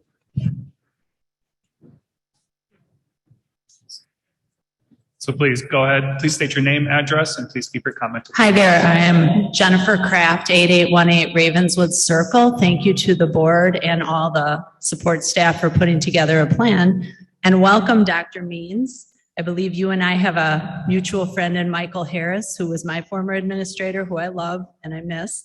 So welcome. And I want to emphasize that I think you can tell I'm very sincere in welcoming you because, in part, you can see my facial expression. I have a daughter at Wauwatosa East High School, and my sincere concern is that she will go through half of her high school career, if not more, without her teachers seeing her smile and vice versa. And as an educator myself, I think we can see tonight how communication with masks is a major barrier. What we did with masks worked. The young lady in the middle earlier spoke, and I do not remember much from my graduate school experience. However, the one thing I remember from my graduate level statistics class was correlation does not necessarily mean causation. And yes, we were effective in getting the kids back in the classroom, and I applaud the board last year. I'm very thankful. I felt that earlier in the year it was a waste to have part-time education in person. I think we need to educate ourselves as to who is going to be the arbiter of, in our own words of the plan, a well-fitting mask.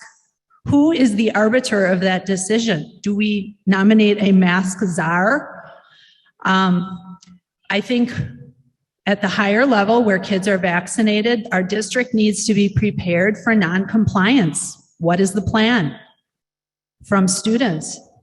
For the fall of 2021, my hope is that our board re-examines the piece where possible to have the parents be the arbiter of the decision for masks in classrooms.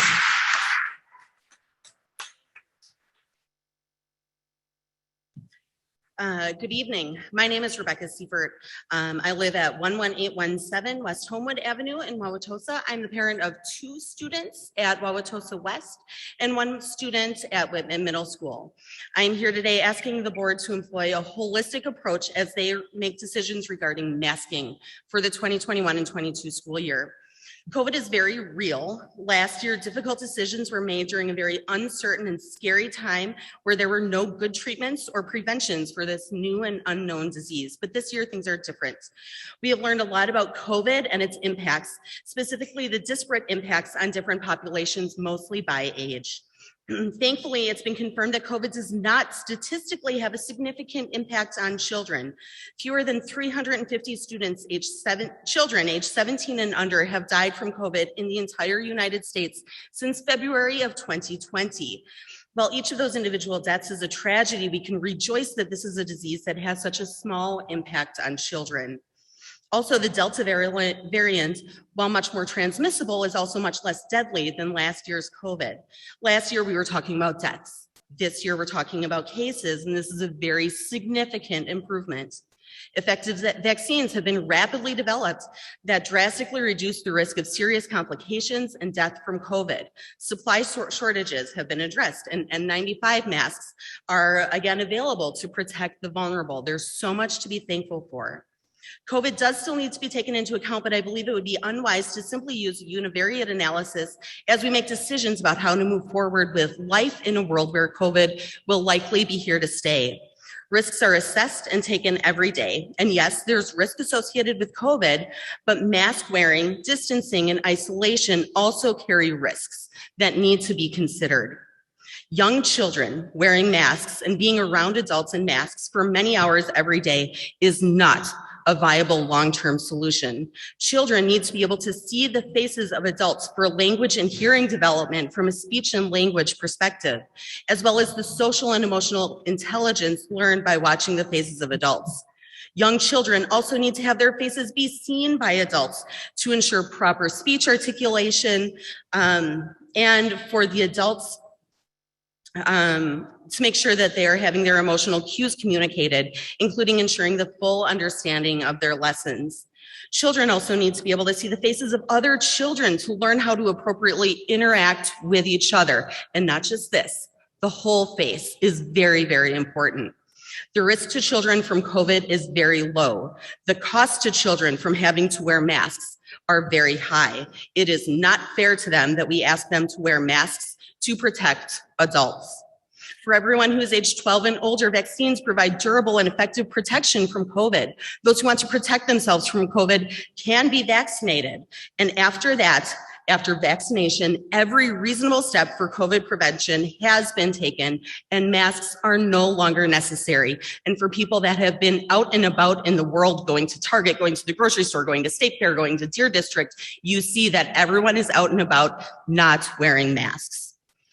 Full face viewing is essential for proper human interaction. Wearing masks is disordered. Masks adversely affect the education of children. Masks encourage isolation. They encourage everyone to see everyone else as a threat. This does not promote positive mental health in our young people. It's imperative that the school district take all of these concerns into consideration as they make their decisions. Social development, mental health, proper education, and yes, COVID, but in a holistic manner. Medical experts, public health professionals are focused mainly on disease prevention, and it's good to take their recommendations into account, but we must look at more factors. I would encourage everyone to research the vaccines and through discussions with their doctors, consider being vaccinated. If anyone chooses to not get vaccinated or vaccinate their children, please understand the risk that you're taking and if you are willing to accept the potential consequences of that risk. I know the district also wants to encourage vaccination, especially as we are seeing a plateau in vaccinations. But if the district makes the foolish decision to not provide any benefit for those who have been vaccinated, families who are hesitant to vaccinate their children will be less likely to vaccinate them. In my family, my husband and I are both fully vaccinated. We have gotten the first vaccine for all 3 of our children. but are concerned about some of the long-term impacts of getting a second vaccine for them in terms of fertility, in terms of some of the other issues that could come up that we just don't know about because we don't have the long-term studies. If we would be rewarded by by having our children not have to wear masks, we might be more likely to get that second vaccination. But if you're going to make them wear masks, we probably won't, because there won't be a benefit. And there are many other families that would make the same assessment. If It's the job. we have quite a few number of people. Yep, We're well- one more paragraph, just a couple If you could sentences. please let me finish. We're What? well beyond the 3 minutes. I would please Okay. ask you to wrap it up. So your It's fellow. the job of you guys to provide a quality education to our children in a safe place, but it is not your job to dictate health decisions for our children. That is up to the parents, and the parents must be allowed the freedom to make decisions for their children.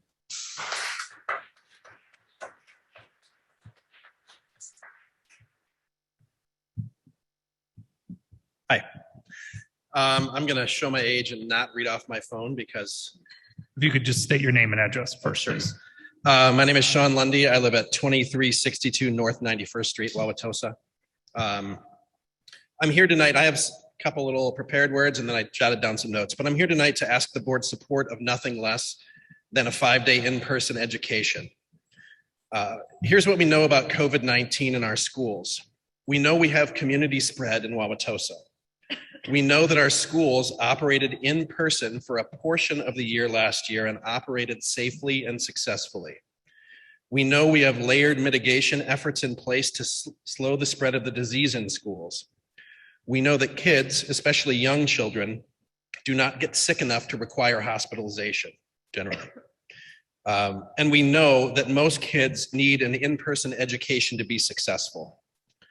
We also know that the CDC has issued guidance for schools, and taking directly from their website, children should return to full in-person learning in the fall with layered prevention and strategies in place. The CDC goes on to encourage localities to monitor community transmission, vaccination coverage, screening testing, and the occurrence of outbreaks to guide decisions on the level of layered prevention strategies, i.e. physical distancing and screening testing. What the CDC does not say is that school districts should create plans to remove students from the classroom. They do not recommend hybrid education.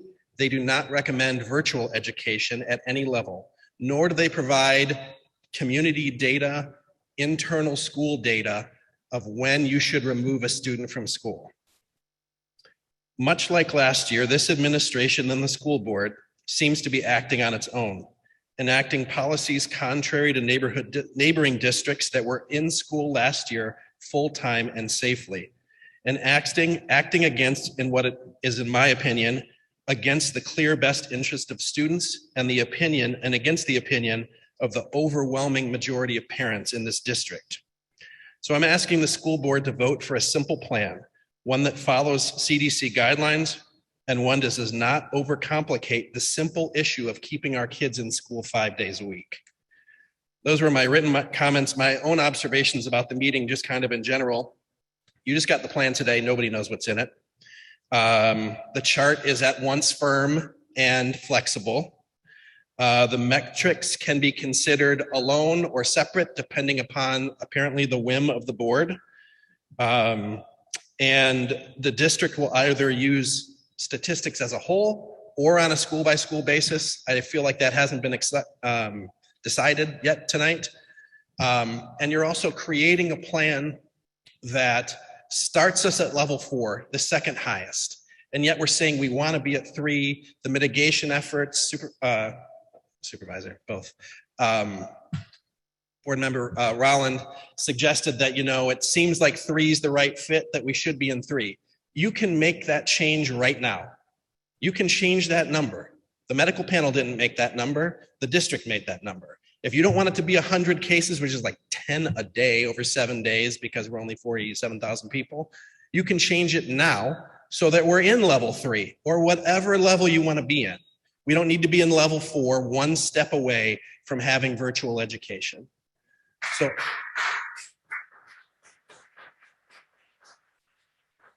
I will just reiterate my overarching point that I believe we should be in school 5 days a week at all costs. Thank you.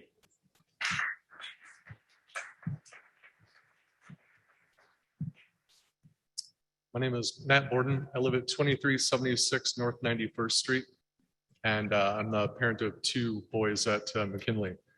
I'm here to state my strong support for 5-day in-person education. And I'm also here that you can see what that support looks like. And I think there are a lot of other people here that are here so you can see what support looks like as well.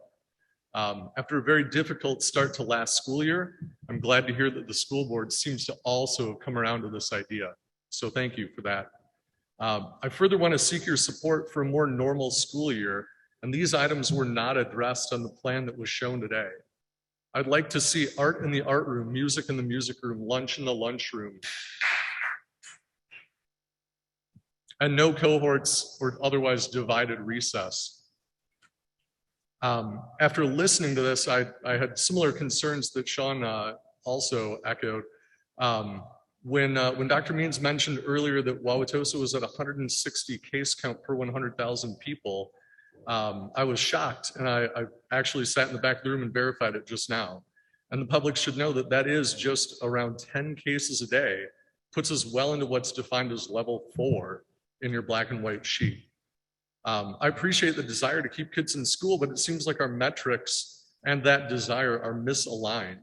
Can we just increase those percentages now so that we can be in school because of the metrics and not despite them? Thank you.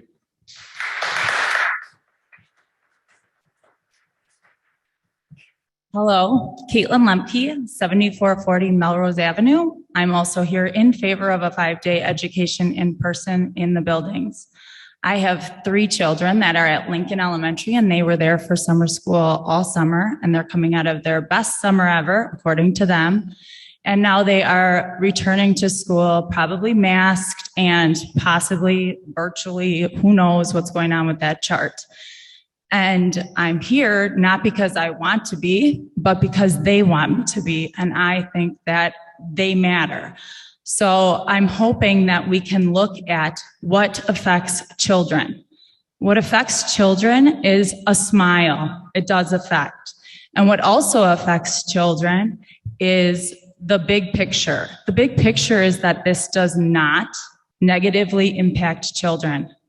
It does not make them terribly sick in most cases. What we do have at this point in time is a lot of information. We are collecting information about kids being sick with COVID every day. The secretaries are getting those calls. We're not going to be blindsided by 200 kids in one day getting COVID. So I think as a school district, it's time to use the data we have. If parents are calling in and kids are having COVID in one building, and you're seeing increased rates in that building, sure, mask that building. That makes sense in my mind. Or if kids are calling in sick and you have the kids masked, and you could set thresholds. I know we have a medical advisory board that's more than willing to give ideas on that. They could say if 20% of the building has COVID, we go virtual. That would make sense to me as a parent.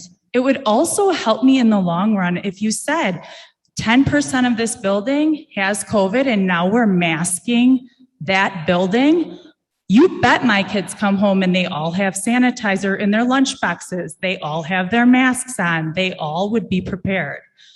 You have to set the parents up for success, and you have to look at this individually. We cannot blanket as a district be a number. That does not work. I don't want my kids out of school because there's an outbreak over at Underwood or Madison, or that does not fit with the big picture here of being in school 5 days as regular as possible. Thank you.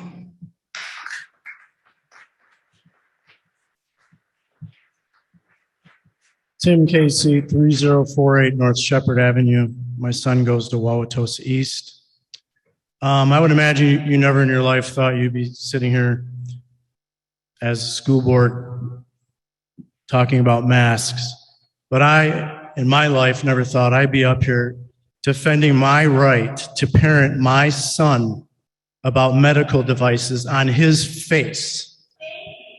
You're not a doctor. You can't decide what goes on his face. You're not going to decide and rate how children wear masks on their face. That's not happening. Wauwatosa, these are your elected school board members who are doing this. You're all vaccinated. You're all wearing masks. That's your choice. You can do it. I want the choice of what my son wears.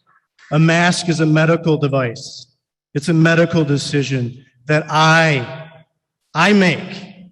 This is not over. You guys are going to go to the next thing. I know that masks is a beginning for some of the people on this board. Everybody in Wauwatosa needs to know it's not going to end here. If it doesn't end tonight, the next thing is not masks. They will go somewhere else. They're living in fear out here. The fear that I hear, it's never going to end. The virus is not going to go away. The next virus is coming, and the next one. We need to teach our kids math, science. Let's use science, not scientism. There are people standing at the altar of scientism here.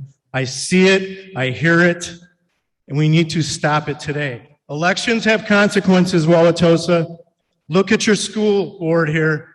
Look at the decisions being made.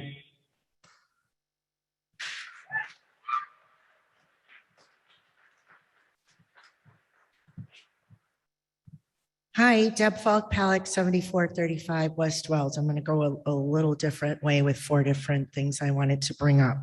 Excuse me. Thank you, Dr. Means, for bringing up learning loss. That's critically important. I just want to ask and remind if we can have the DPI mandated listening session on the use of the ESSER 3 funds. I also want to see if we can get an answer from the, I think it was July 1st or July 7th, release from the U.S. Department of Education for the additional funding for students with disabilities. Where are we at with asking DPI or applying for that? Also, I wanted to, when you were talking about Mr. Rolland, perhaps forgotten groups, I have not heard anything about our transition students and how this whole plan plays out for them, whether it's within transportation during the day to different work sites or different buildings, or whether it's transportation of our special education students to or from school. I didn't hear anything about how guests would be treated. I certainly would hope that it could be what I was hearing Mr. Rolland saying, that these sort of guests, whether it's people coming in to work with our students, et cetera, could continue. Food service, is this group of children also included in the food service plan? And with cleaning in our new apartment, I would certainly hope with the chemicals that were being discussed that the cleaning wouldn't be done by the students, but has anybody looked at this program? And then I also wanted to talk a little about, because we do know that we may have children who are medically fragile and also have disabilities that may need to be virtual. Last year, and I like this, I hope that this would be sent not only to families, but also to employees. A permission slip was sent saying the Wauwatosa School District is asking for your consent to deliver services in an online digital manner. All student information is confidential, and nothing shared or presented in these sessions can be shared with other people outside of the sessions. Parents of kids with disabilities were asked to sign this. It was very disturbing to see somebody come in, an employee, snap a picture of the special ed class and then share it on their personal social media. This should not happen. I think it's a violation of internal policy. I also believe it violates various state and federal laws, particularly because it's a group of persons with disabilities and inappropriate disclosure. I would think in many different companies, there are really strong policies regarding social media use from a professional and personal standpoint, and this should not be mixed. I'm hoping as HR director that this is something you can ensure that everybody is aware of. And sometimes you think people just do this, and is it like a, hey, I spent the day with the special ed kids, and that's not right. Lastly, Dr. Means, you had mentioned about the survey. I was way in the back. I couldn't really hear, but could that be released? I think I saw somewhere that we would be doing more of that, sharing survey results, not just, one line, but really sharing the results of those surveys, especially because we have a data team, and share that. And I wasn't quite understanding if there was a validity problem with the survey or what the issue was, but if it could be shared. So thank you very much.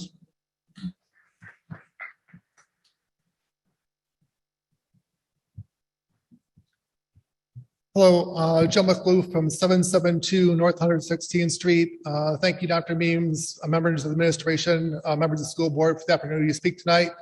Do want to thank the public also for coming out tonight to voice their opinions on this very important topic. As most of you are well aware, I've been advocating for in-person classes for the better part of a year now. And I'll be quite honest, I'm very happy to hear so far what is transpired at this meeting. I'm hoping that the vote will go accordingly. I wish we had this forward thinking back to last school year. It could have prevented a lot of the problems that we had at that point in time. I am an advocate for choice. I support those people that chose to get vaccinated or vaccinate their families. I also support those that have chose not to for various reasons. Along that line, I also support the choice to mask or not mask. That should be a family decision and a child decision discussion. It should not be one that is mandated by this board. More importantly, however, I think we do have a problem with the program that's been set forth today, although most of it I do like. The main thing being that the options are full in-person or WVA. WVA for most students is a failed program, period. This is not a good single option. There are kids that are having mental health issues over anxiety and may choose not to be in class at various times. I'm not saying that they chose the entire time and they should still be allowed, but kids that are having problems, with anxiety at various levels in the school year should be allowed to Zoom into their regular classes. We are not doing them any favors mentally for their mental health if we exclude them from the regular classroom because they are having issues with anxiety or other issues. Let's say Johnny has something else, has a stomach bug or has broken an arm and has to be out of class. Why should we exclude them from their class simply because they haven't been diagnosed with COVID or been quarantined because of COVID? We as a board and we as taxpayers have spent hundreds of thousands of dollars for the technology to allow students to Zoom into their classroom. They should be allowed to use that discretionary. They should ask their teachers. If the teachers are okay with it, they should be allowed to use it. We should not have a policy that states simply because they're not diagnosed with COVID or COVID quarantine that they cannot Zoom into their class. Technology is to the point in time where we're going to be using this. We've used it where we've had extended periods of cold weather and kids have been required to go online and deal with classroom instruction online during that period of time. We should not be excluding our students from Zooming in to be at least in part with their peers in their classroom. In person, by all means, I have said it a million times, is the best thing for our students. But there should be an option to use the technology that we already have to allow our students to be there as needed based on discretion of staff and teachers and parents. Please make this adjustment. It is vitally important that we use this technology to the best of our ability for the mental health and well-being of all our students. Thank you.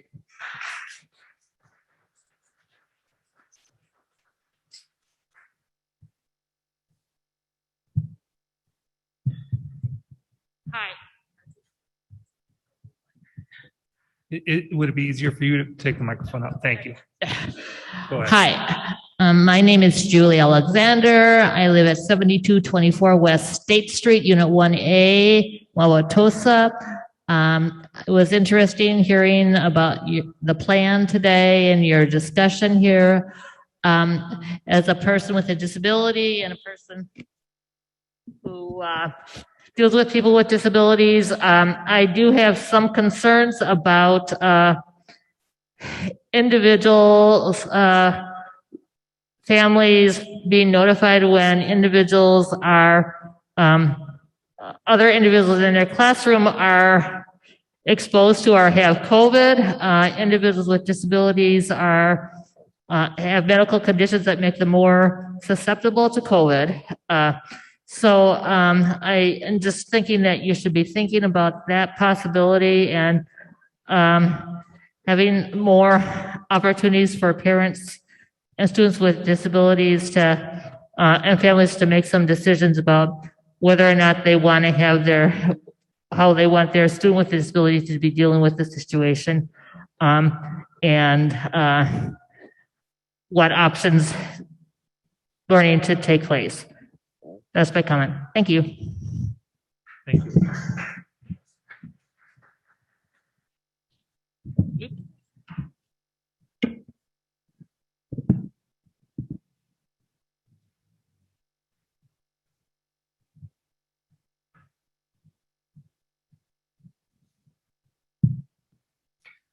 Good evening. My name is Todd Weichert, 2625 North 96th Street.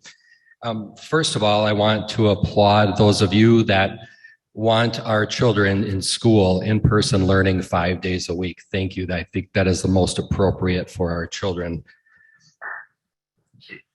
So I also appreciate what you're trying to do in order to, in your efforts to keep our children safe. So thank you for that. That being said, however, there's a few points that I really think, and some people here tonight have made those points, but there's some points that I would like to bring up as well. Now, as you know, we've been in this pandemic for about 18 months or so, and we've learned a few things, specifically how COVID relates to our children. So a few things we've learned is it's a fact that transmission between children is extremely rare. Transmission from child to adult is also very rare. Data shows that the children that do become infected with COVID really do quite well with their healing.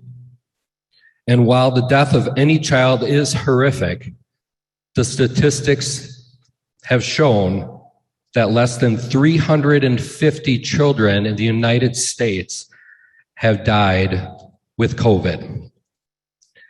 So the numbers to me show that the steps that are being brought to us today might seem a little bit extreme, in my opinion. Now, I don't want to send my kid to school wearing a mask. He did not do very well last year with a mask. In fact, when he came home from school, oftentimes he was breathing a little bit heavier than he normally does. I've had to call a teacher on a couple occasions. Now, I do have a child with special needs, of course. So there's a little bit of that, but still, for him to wear a mask all day is something that I've witnessed is not something that's healthy for him, nor do I believe it's healthy for any child to wear a mask all day. But a couple things that haven't been discussed tonight that I think is important to note is that viruses mutate. This COVID virus has mutated.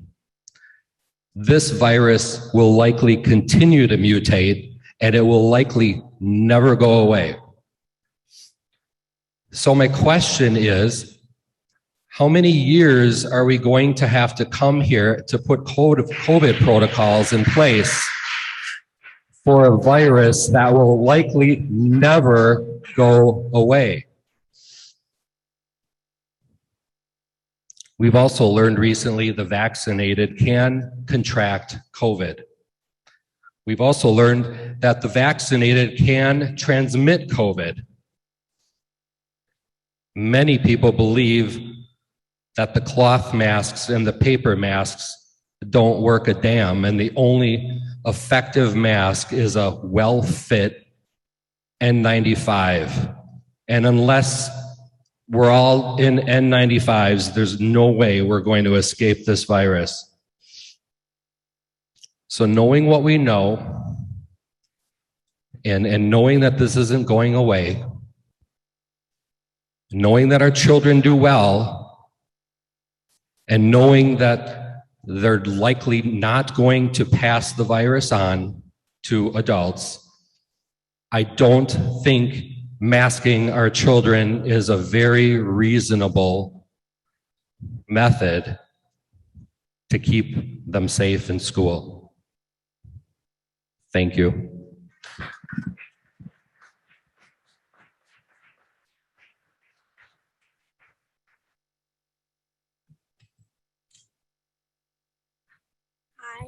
My name is Samantha Taddick. I live at 1051 Glenview Avenue, Wauwatosa, Wisconsin. I just wanted to, on a different note, say thank you for making this a very accessible meeting. I know the acoustics are garbage, and I know this isn't what you're used to, but I've never been to a school board meeting before, and I'm recently disabled over the last year. So I'm just really, really happy to be here and like be able to get access to something so important. So thank you. Yeah.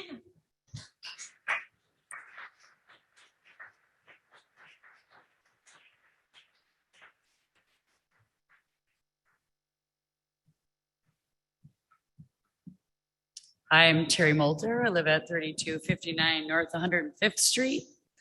And I just wanted to say COVID is going to be around forever, like everybody knows. And I don't think there's a one size fits all answer. And I think everybody needs to do what's right for them and their family. And whether that's wearing a mask, being vaccinated, not being vaccinated, or not wearing a mask, we need to get on with life. We need to live with COVID. It's like the common cold. And so I ask that we're allowed to make those choices as parents, that we can make the choices whether we want our kids to be vaccinated and or wear masks. And then there's one other question. You talk about numbers and how many cases there are, but when you talk about the numbers and the cases, we don't know any specific details about those numbers and cases. How many are asymptomatic? How many have been in the hospital? How many are really sick? How many maybe just had a headache for a day? And those details make it hard to make decisions just to close down a school. If 110 kids are sick and all they have is a headache for a day and you close down, quarantine the school for 2 weeks, you're hurting the kids. That's all I want to say.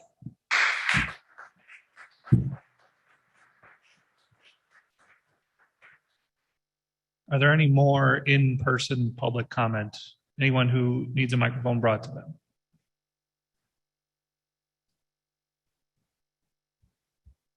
I'm going to make just one more statement. It's just one comment per person, please. I think I would just like to tried to say, limit it to you 3 guys minutes. are accountable to us. We are not accountable to you. And I would like to say to parents, we are asking them to be reasonable and to say, please don't make decisions for our children, for us. And I'm saying that you don't have the authority to make medical decisions for our children. Parents, if we go and we just send our kids to school without masks, there's not really much that they can do about it. They are accountable to us. We don't ask them for permission to make medical decisions for our children.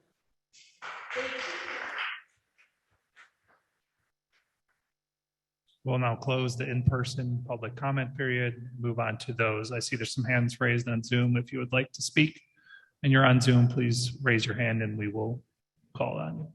Go ahead and get that started, please. Alicia Parsons, you should be able to talk now.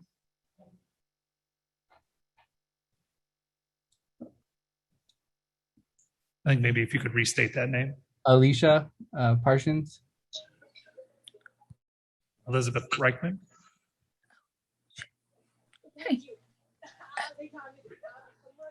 Alicia, hi. Alicia, you are live. Hi. Hi, can you hear me? Yep, we can hear you. Please state your name and your address. Hi, I'm Alicia Parsons, 1045 North 122nd Street. I'm just saying that my son, I have two boys, went to Underwood Elementary. They both went there, and they were just came home every night crying all the time, and they wore masks all the time last year, and they were so sad wearing masks. And I just needed, tell you guys that I just need to speak my voice and tell you that I just totally need to tell you that, because I totally support the fact that I don't support the whole masking for this year. They went to summer school not wearing a mask, and I think that parents have the choice to not wear or not have a mask, and I think that's totally the parents' choice, that they either wear a mask or not wear a mask. So that's how I feel.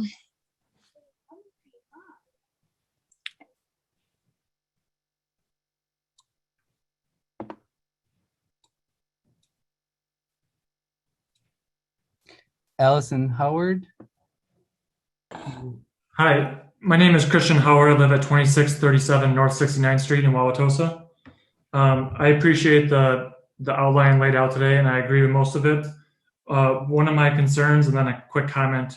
It seems the definition of close contact has not changed from last year, even though the primary variant has changed and is much more contagious and deadly. It would be ideal if all students' families were notified if one or more students in a given classroom tested positive. That's just my concern. My child has a seizure condition where if she were to develop a fever, she would get a seizure. If we don't know to look out for that, that makes our life very difficult and stressful, and will also impact her schooling and ability to go to school. My one comment is that everything before Delta shouldn't matter that much. A lot of people's comments have been about what happened last year, what happened to their specific kid. As the pandemic changes, we have to take that into account and look at more recent data and put more weight behind that. So looking at last year is not actually that important. Children's hospitals in other areas and states are at capacity. The Delta variant does and will affect many more children. Do some research, look at Tennessee, look at Florida, and look at their children's hospitals. It should scare you. We want to teach our children to be more proactive, not reactive. I ask you to do the same thing. Don't wait until things get bad to make a hard decision. Thank you.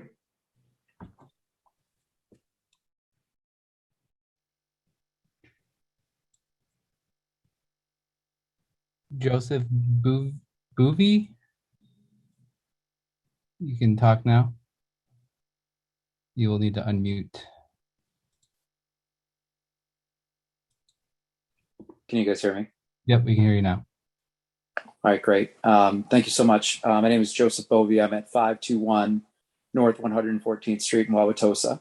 I've got one son at Whitman STEM and another son who's going to be entering into West High School next year.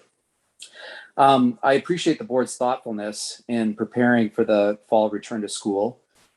Clearly, much thought and preparation went into creating this plan for returning to school 5 days a week in a way that really, I think, is as normal as possible.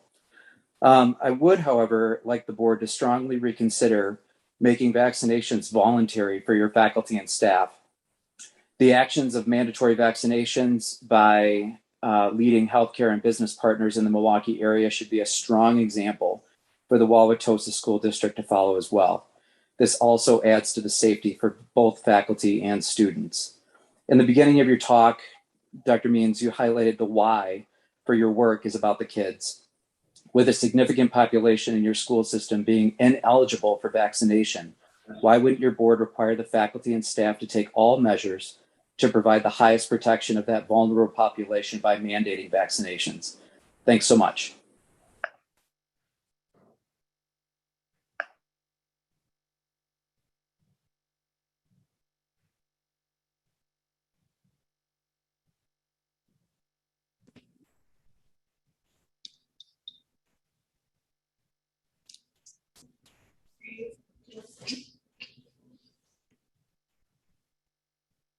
Hello, my name is Mark Richmond, 2117 North 91st Street.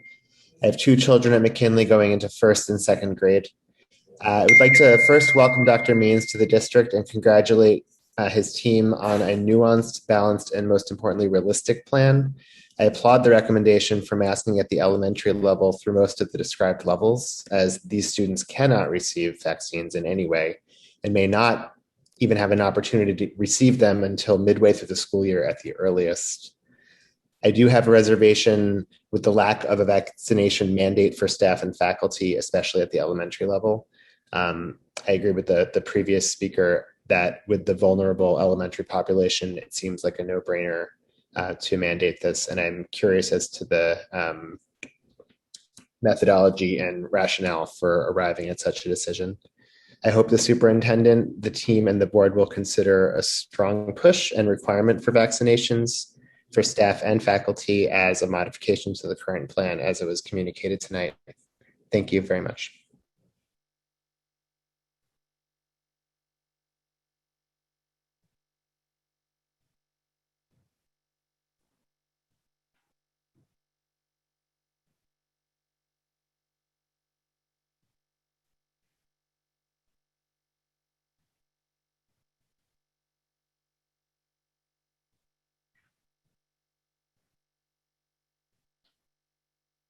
Hello? Sorry, Beth T, you can talk. I could not hear you anymore. This is Beth Tooley. I live at 2468 North 88th Street. I have 2 points. The first one, I'm confused by the levels and the numbers of cases that are community-based versus school-based. So when you look at community-based, if you have, like in Wauwatosa, the only thing I could find is current cases, and it was from last week, 138 active COVID cases, which is approximately 0.2%. Now, and I thought it was over a 7-day average. This is apparently cumulative in 7 days, which is a differing amount, but you said that would put us at level 4. If there was 0.2% in schools, that's a low level 2. So I don't understand why the differences are so vast. I would think we'd have a stronger correlation to a higher bar in school than what the community has. And I think we should look at maybe 7-day averages instead of just, having such a high bar to get over for our community rates to get to our levels of activity. My second point is that I think you should treat the secondary schools different than the elementary schools more than you do in the proposal. Because the secondary schools, almost everyone is eligible for a vaccine. And it doesn't seem like you're taking in vaccination rates in making these decisions. According to the CDC, less than 1% of fully vaccinated people contract COVID. 0.004 of those breakthrough cases result in hospitalizations. 0.001% in death from breakthrough cases, and 90% of our COVID cases currently are from unvaccinated people. So if we have a high vaccination rate or even a modest vaccination rate in the middle and high schools, we should be able to do different things than the elementary schools. And wearing masks is very isolating. You can be in a room full of people, but you can't get close enough to them. You can't have a private conversation. You can't see facial expressions. It's difficult.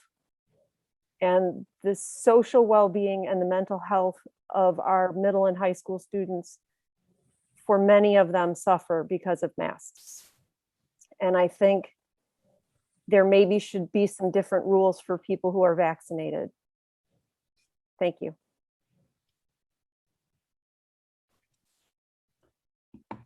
Lisa Wood, you should be able to talk. Okay, can you hear me? Yep. Okay, great. Lisa Wood, 6175 Washington Circle.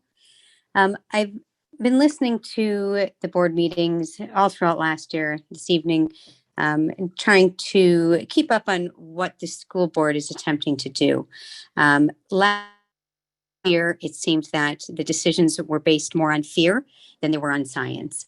And after the kids went back to school 5 days a week, I think the science and the numbers showed that what was feared, that the caseload would be 3-4 times what it was if the kids went back to school 5 days a week.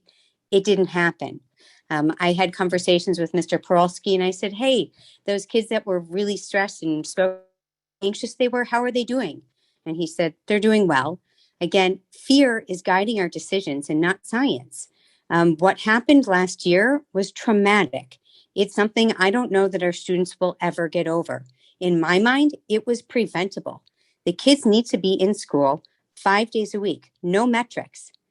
If the school district had it at its peak a 0.8 positivity rate, there is no reason to have metrics. There's a vaccine available. Before it was concerns over the staff. The staff now have the ability to be fully vaccinated should they choose to do so. This is not about the staff anymore. This is about the kids. And the kids need to be in school 5 days a week. They need to be there without masks. They need to get back to normal. And the metrics that have been proposed are way too restrictive. And it doesn't get the kids back to where they need to be. They need to be learning in person without masks in a more normal situation. Those that choose to wear masks can wear masks. No one is saying they can't, but it shouldn't be mandated. I agree that the decision should be one for the parents. It's not for the school board.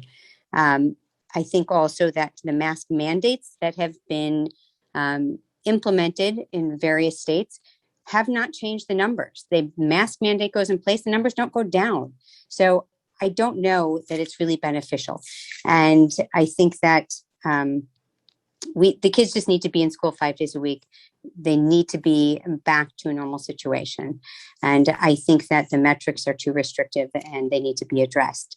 One question that I had with the plan talks about, it just was not clear to me, the student cohorting and travel patterns. When it says, for example, in level 3, adherence to class cohorting elementary, does that mean that it's only in the elementary school? I do think that, again, in high school, most of the students, anyone who wants to be vaccinated can be vaccinated. So I do think that those students and those schools should be treated differently than others, and there should be less restrictions. Thank you.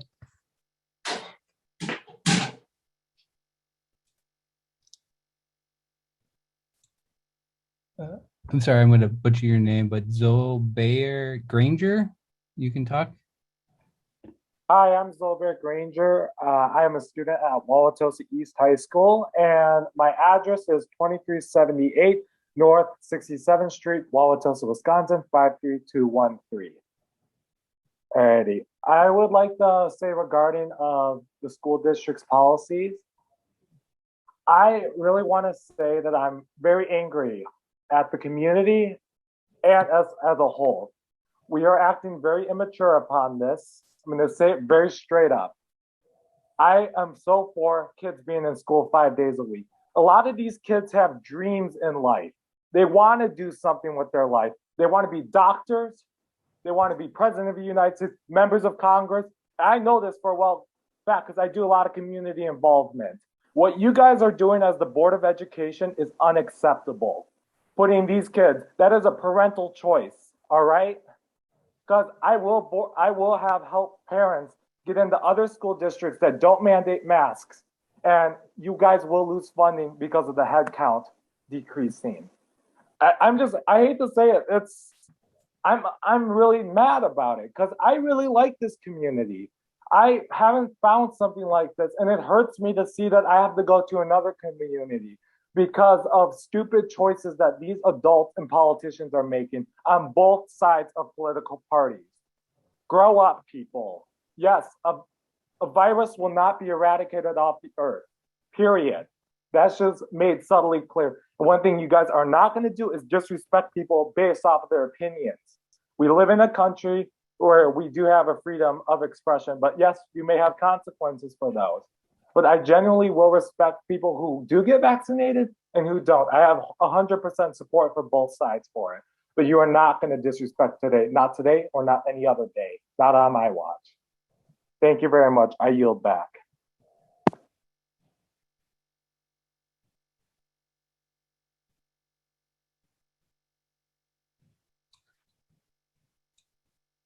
Courtney Geller, you should be able to talk now. Hi, my name is Richard Geller, and I live at 2461 North 72nd Street. I'm overwhelmed by all the community, the speaking from the community tonight.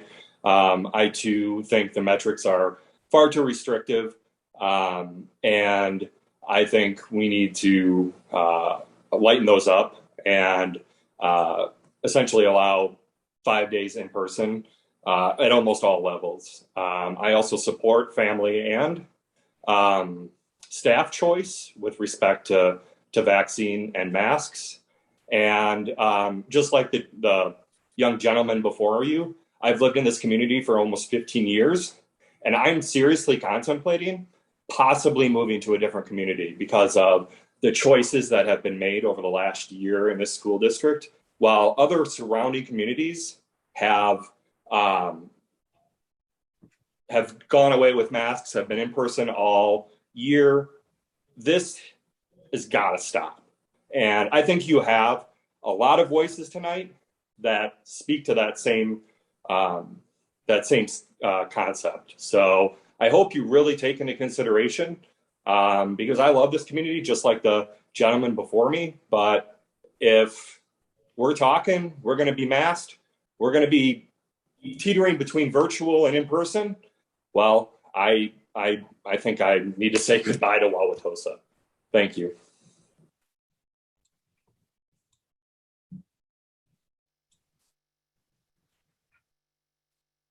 Olivia Herman, you should be able to talk. Hello, this is Matt Herman. My address is 2426 Lefebvre Avenue in Wauwatosa. A few comments here.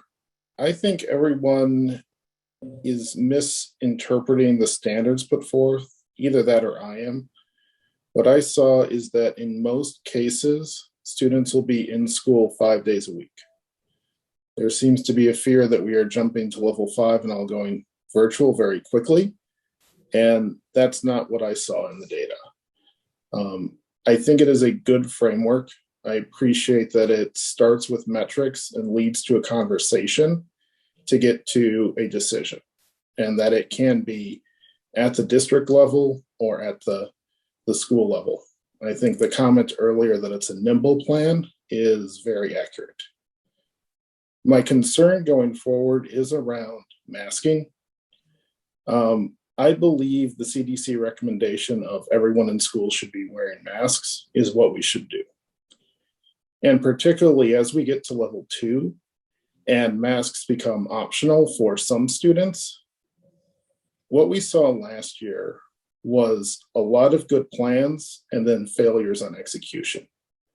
I'm curious how we will maintain and regulate which students are vaccinated, so who is required to wear a mask and who is not.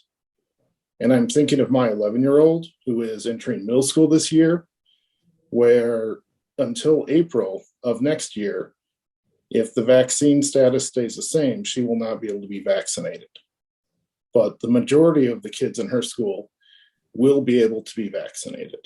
So is she going to be ostracized for wearing a mask, either by requirement, or will she feel social pressure and no teachers following up to ensure she wears a mask, when that is what we as her parents want her to do to keep her safe? And at the same time, are other parents going to be making choices that can endanger her by having a unvaccinated, unmasked kid sitting 3 feet away from her? I'd encourage you to really think through those logistics before we approve that part of the plan. Thank you.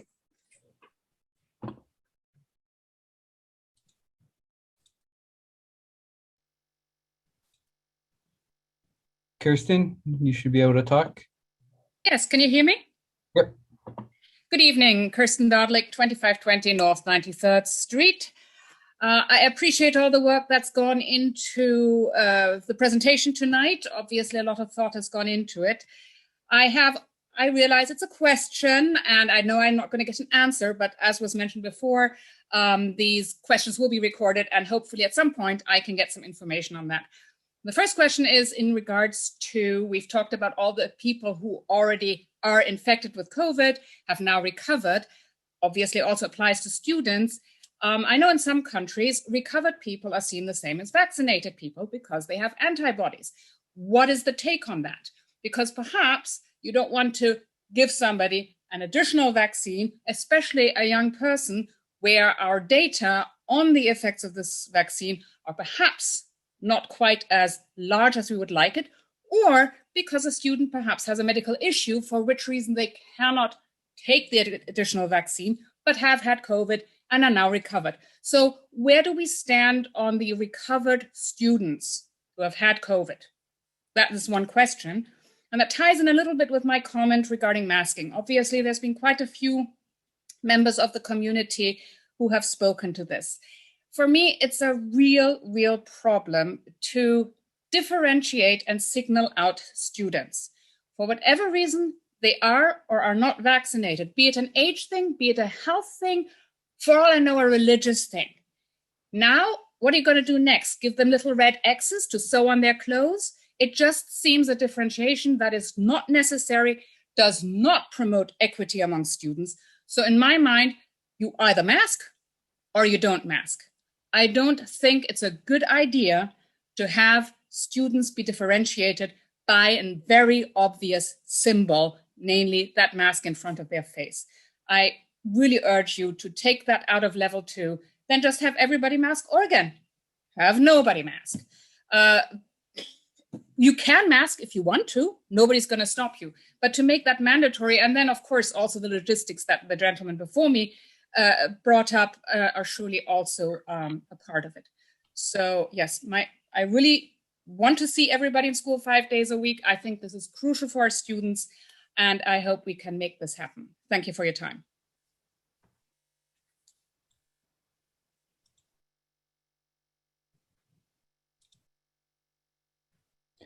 Carrie, you should be able to talk.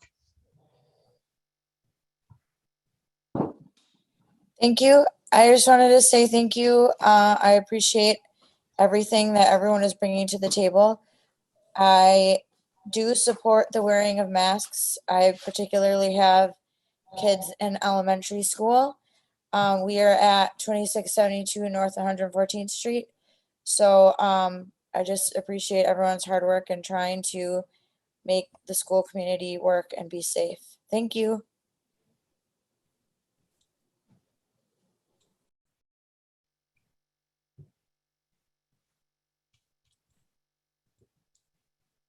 Olivia, you should be able to talk.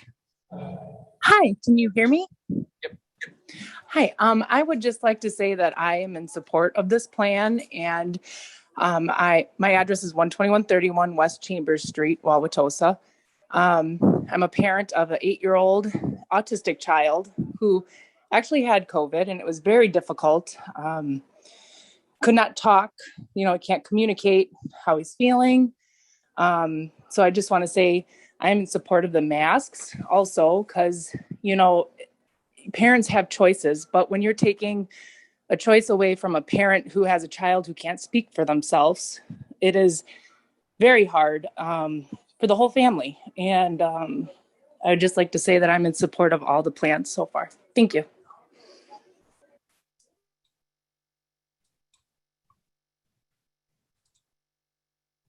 Kristen, you should be able to talk. Thank you. My name is Kristen Lauer. I live at 325 North 70th Street in Wauwatosa. I'd like to first start by thanking you for having a very clear and concise presentation and presenting facts as well as different measures and different plans for different scenarios that may occur over the course of the school year. In our family, we have 2 teachers and 2 students at Jefferson Elementary. So we've been following a lot of school boards over the last year and a half, and I really appreciate your willingness to share the information up front. That being said, I would like to direct you back to that presentation and remind you of the slide that had the survey results from the parent survey. There are many people in our community that are not comfortable speaking in a public forum or through a Zoom meeting, and who would not attend a school board meeting for lack of public speaking prowess or just not wanting to put themselves out there. So while you may be hearing a loud minority of people speaking today, I would like you to keep in mind that you did send a survey multiple times. I can't tell you how many texts and emails I got, and I'm very appreciative of them. But the multiple different ways that you asked for the community's outpouring of information. And when you have those survey results telling you that 75% of your community members want our children to be wearing masks in the school building universally, please keep in mind that 75% of your community is not going to participate in a school board meeting.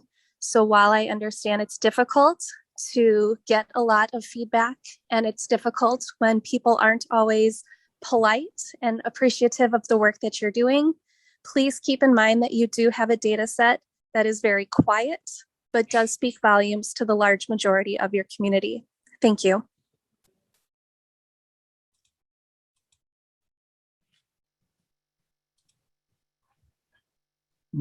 Brandon, you should be able to talk now. All right, can you hear me? Yep. Okay, thanks for some time. Brandon Hennick, I'm at 2350 North 91st Street. I'll have three kids in McKinley next year, 2 third graders and a pre-kindergartner. Just wanted to start with some data earlier cited about children's hospitals in various states. Spent the weekend actually in the children's hospital here welcoming a new member to our family. And many of the nurses talked about the stats that are out there and how false they are. Most of the cases in children's hospitals right now are RSV, which is normally a wintertime disease, and caused, right now largely due to the fact that we have been masked for so long. Immune systems aren't developed the way they normally are, and so people are getting them out of season, right? So those stats are a little bit fear-mongering in a way, and just wanted to get that out there. Second, I guess I would say, especially with a pre-kindergartner, I think the data out there shows that kids need to see their teachers to pay attention and to learn, to see each other, to develop socially, and really to pay attention to each other. They need to see lips and see each other speaking. The data shows virtual kids, or virtual school hurts the most vulnerable people in our community the most, right? So if we're serious about equity and driving equity, I think we need to be serious about 5 days in school. The last one I would add, I don't think levels 4 and 5 should exist. I think we need to be serious, like I said, about equity and about our children's development. And spread is really not driven by children, right? The data that we see is that it's driven by adults. In many cases, unvaccinated people make choices, and we need to have levels 1 to 3 driven by cases in our schools. And right now it seems there's some uncertainty about which data and which part of the framework is driving which level. I think if we kept 1 to 3, we could drive that by children's cases, not by community spread, which is many other factors that can confuse the issue. So those are my items. I really appreciate the time and all the work put into this. And thank you very much.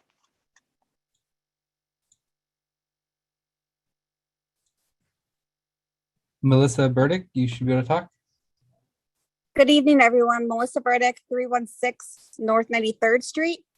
A couple of disclaimers. My daughter is going into junior kindergarten, so I was not involved in any board meetings and the experiences a lot of other parents went through in the last year from this standpoint. That said, I am a registered nurse for the county, and risk mitigation has been a big part of my job for my entire career.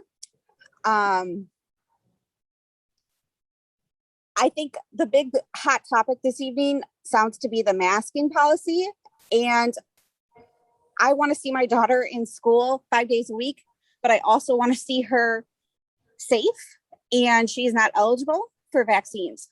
That being said, the vaccination rates really aren't relevant at this point because vaccinated people are spreading COVID. I think the focus of this comment from myself is that we really need to be looking at just the data from the last 3 weeks. This Delta variant is unique, it is different, and it is affecting our children. So the key I want to point out tonight is we're doing prevention. And prevention is having everyone masked at all times to keep the ones that are not eligible to be vaccinated safe. Thank you.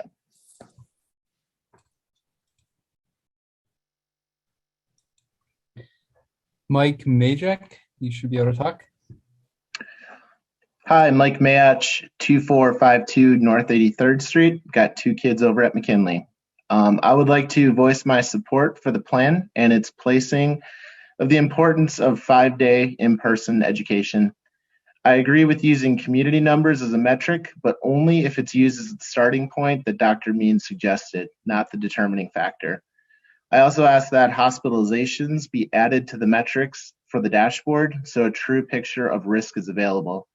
Last year, we measured hospital capacity. I think it would be better to measure how many Wauwatosa cases actually result in hospitalizations, not how busy Milwaukee metro area hospitals are.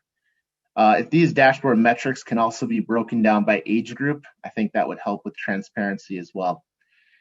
I also worry that the fear that a high level 4 or high level 5 community caseload will generate will not be able to be counteracted by positive auxiliary metrics that Dr. Means detailed with his discussion with the board.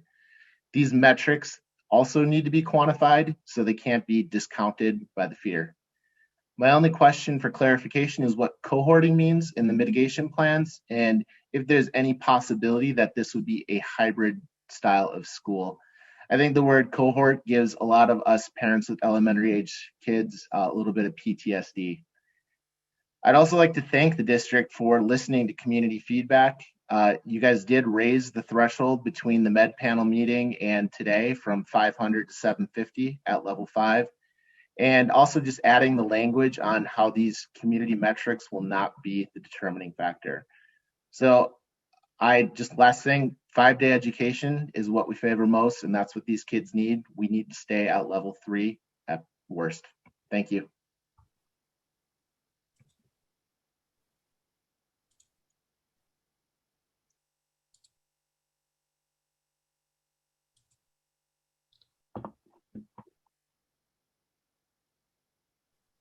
Brooklyn Mode, you should be able to talk now. Hi, can you hear me? Yep. Hi, my name is Brooklyn Mady. We live at 2648 North 114th Street. We have almost 3-year-old twin boys that are supposed to be going into the Tosa Tots pre-K program this fall. One of our sons is disabled. He wears a hearing aid. He's G-tube fed. He has immune compromising issues. He has airway issues. He's on oxygen when he sleeps. And he's also autistic and nonverbal. To be honest, we are really unsure if we want to send him if masking isn't going to be something that happens. And I really want to consider pushing for vaccinations because I just am so worried about him and the other kids getting sick. When we really have to take into account the last couple weeks of data and how serious the Delta variant is. All these other things talking about last year and what happened last year, of course they're valid, but it's mutated, and it's mutated because people were not taking the proper precautions. And now kids that are disabled and have severe immune issues and airway issues are even more at risk. And it's not fair that they're possibly not going to be able to get the fair and accessible education that they deserve. So I just wanted to put that out there.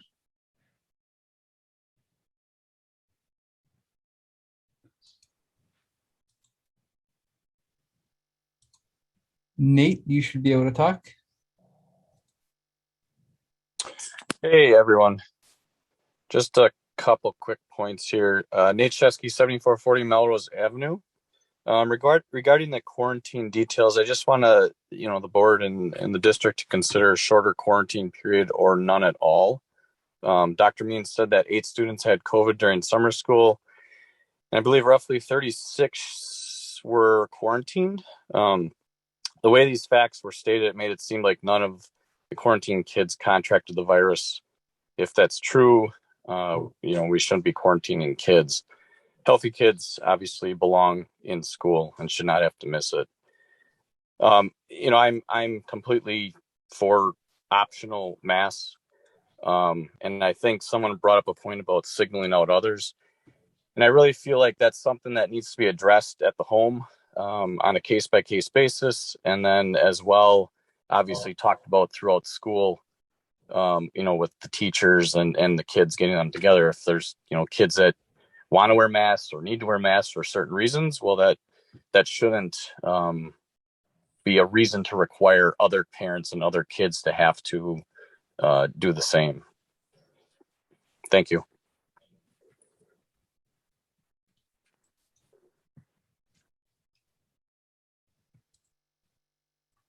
The Devon Winky family, you can talk now. Yes, hi. Thank you for having me. This is Justin Winky with the Devon Winky family. I'm at 7920 Stickney Avenue. I just wanted to voice my appreciation for the board's thoughtful approach to last year, based with a brand new virus and a continuing changing dynamic, using science and CDC guidelines to do their best to maximize safe in-person schooling throughout the school year last year. I thought it was a success. So I want to voice my appreciation for that. Like some of the recent parents voicing their opinions in the last few minutes, I do have a special needs child that does have pica, frequent mouthing and chewing of inanimate objects, and some decreased safety awareness and more difficulty with hygiene, but certainly benefiting from 5 days a week of schooling and benefiting from schooling at the elementary school level. The measures that were taken last year did allow for safe hybrid learning and then 5 day a week learning for her whole school and class, and I thought that was a great success. I want to voice my support for the current plan to continue to optimize safe in-person 5 day a week schooling for the whole community, to try to provide a free and appropriate education to the entire community of kids that we have here in Tosa through simple measures that you're voicing. And I appreciate the more localized approach that's being taken for next year, looking at individual schools, because that's really the social bubble they're operating within for the most part throughout the school week. So it's nice to see that agility and localized look. I also wanted to voice my support for a parent that spoke just a little while back, saying how the current focus right now is on the most recent data, the most recent numbers coming in, that there is the Delta variant. That is a more transmissible variant, the one that is affecting more children, and that children themselves don't have the freedom right now to be vaccinated or unvaccinated that are under the age of 12. They don't have a choice. They're unvaccinated under 12. So I think I do agree with keeping a focus on just what the current situation is, what the current science, what the current numbers are showing. I want to advocate or voice an appeal to the community about how masks are a simple, non-invasive measure to protect others. We keep talking about each family, each parent having their own personal freedom to choose to mask their child or not mask their child. And if another child wants to mask, that's their own choice. A mask is not going to protect my daughter. It gives a small level of protection to her. What protects her is another child wearing a mask. When a parent chooses to mask their child, it's not to protect their child, it's to protect others. So as a community, do we want to protect others and help others have 5 days a week of schooling? or do we want to jeopardize that and make it for everybody for themselves approach? I do empathize with those that don't want to have infringement of personal liberties and freedoms, but as a parent, when you make that choice to say, yes, I can support masking of my child, you're not just making a decision for your family, you're making a decision to help your community and all the kids of your neighborhood have safe in-person schooling. So I want to applaud those parents that are willing to put in the community, the good of the community forward. And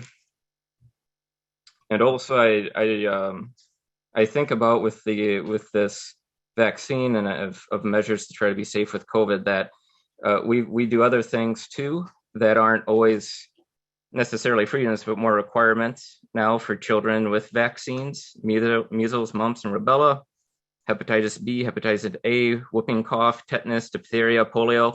All these vaccines that were supposed to be required to give our children to go to school. I don't hear the same uproar about that, or the same uproar about other guidelines and rules that we do comply with.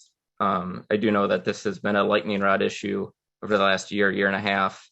It has been very difficult for many families, a lot of different opinions and viewpoints. I know this is challenging, but I just want to appeal to everyone to let's put the community first and help make 5 days a week schooling possible for everyone. It's the best for everyone. So thank you, school board, again, for all the efforts you are putting forth on this thoughtful plan that you have.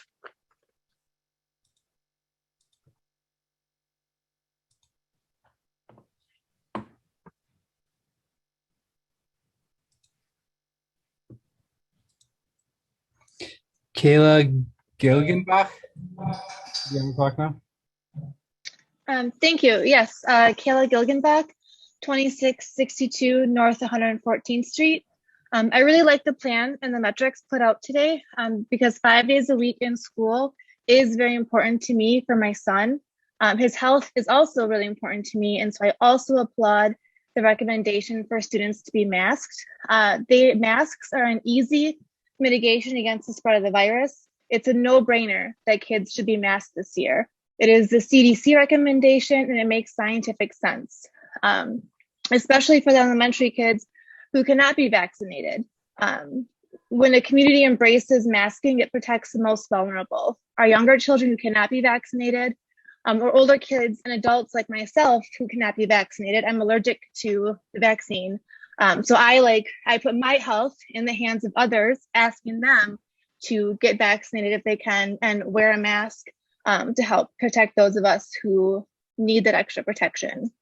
I appreciate the previous commenter who reminded us about the survey that indicates the majority of families support the masks. And I want to echo that sentiment, that we pay attention to the whole picture and not just the people who are able to speak up today. Thank you.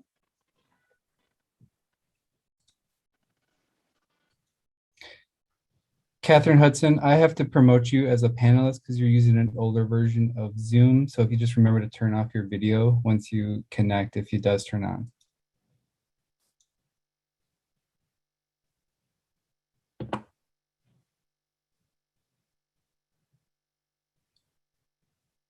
And you have to unmute still. Hi, Catherine Hudson. I live at 1852 North 69th Street.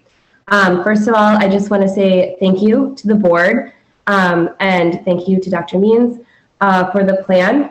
I am in support of 5-day-a-week learning, and I feel like this plan supports 5-day-a-week learning for our students. I have a son who is at Washington and 2 younger children who are not of school age yet.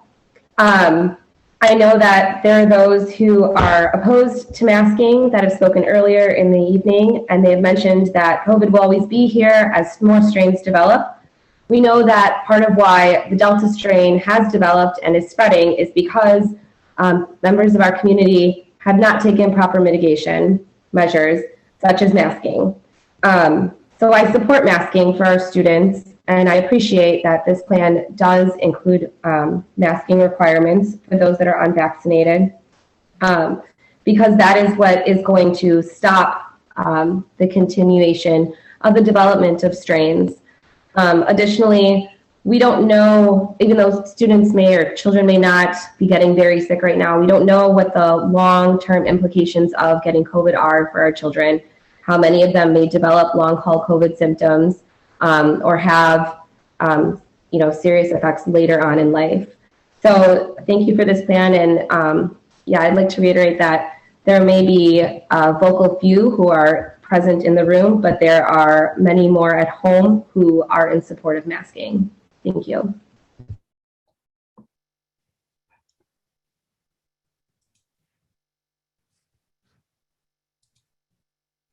Shannon Height, you should be able to talk now. Can you hear me? Yep. Hi. First of all, I just wanted to take a minute to thank all the teachers that put their lives and their families on the line to educate our children during the last difficult year. I'm definitely for masks and for vaccines. I think it's really important to have our kids 5 days a week. My daughter started with WVA at first and was to educate herself at home for her junior year.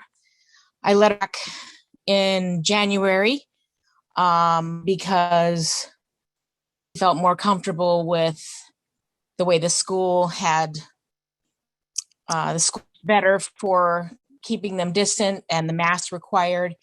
And I'm happy that she didn't get COVID. She managed to go back on honor roll and do really well at school. And she's looking forward to her senior year. So I can't stress enough how many of us parents are for masks, and I worry that you have to listen to parents who don't understand the importance of protecting not only children, but teachers and their children and all of you that come to put this all together for us. So thank you for all you're doing to try to keep our kids safe. It doesn't go unnoticed.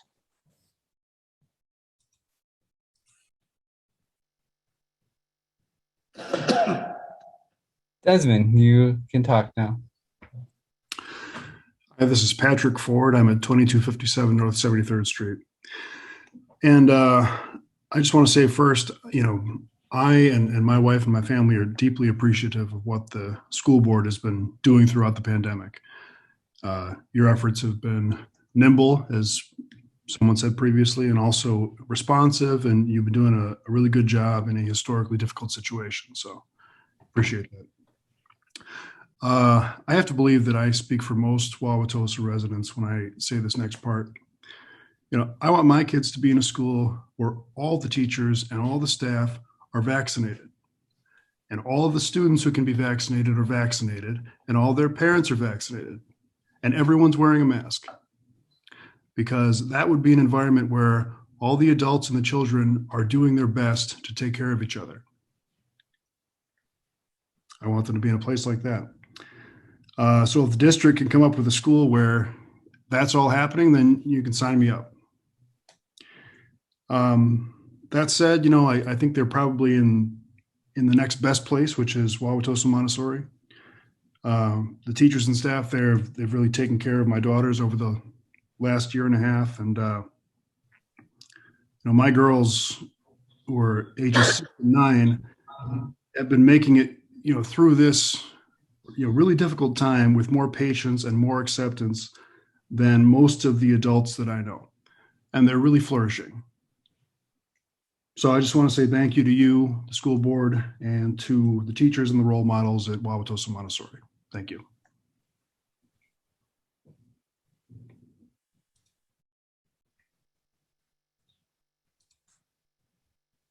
Katie Wilkes, you should be able to talk. Hi, Katie Wilkes, 1236 Woodside Street. I'm a teacher at Underwood, and I have a son that will be in SK1 STEM at Underwood. I want to thank administration, the medical advisory team, and the board for this new approach. It seems much more proactive versus reactive, which I think we were all in that place last year. I was on all of our meetings last year. We all want 5 days a week for all of our students. We need to be in person. We want to be with those kids. We also, though, want school to get back to a more regular quote unquote, normalness. And I really feel that masks would allow that. Our students would be able to play with one another on the playground. I would be able to co-teach. I'm a special ed teacher. I would be able to co-teach in many classrooms with lots of students. We need to be able to think in that same respect with working with students with special needs. We need to think about our most vulnerable students, the ones who are unable to mask, the ones whose families are unable to be vaccinated. The new variant is so new, and the measures that we need to take may be different than we've had to in the past. Masks not only keep our students healthy from other illnesses, but it keeps the teachers in the building. I know that the percentage of teachers who used sick days last year was way low in comparison. And a former HR director said the best teacher in front of those students is their classroom teacher, not a substitute teacher, their classroom teacher. Let's keep those teachers in the building. Sean, you had the question about letting families know about exposure, even with the masks, and if they were worn correctly. I think that's a good point. As a parent, I would like to know if my son was potentially exposed, even if masks were being worn, because I know as a teacher, I don't know if they maybe took them off at some point throughout the day that I didn't see. So I think that was a good question.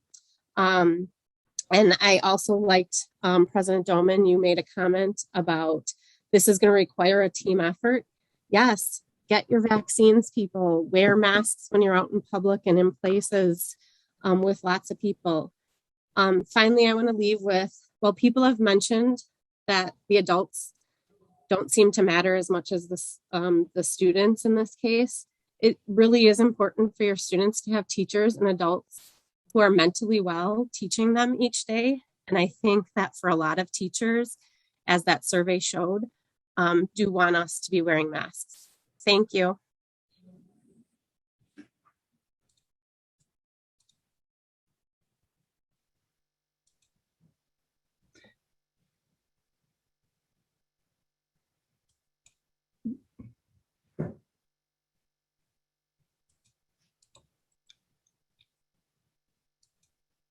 Sorry about that. Katie Pond, you should be able to talk.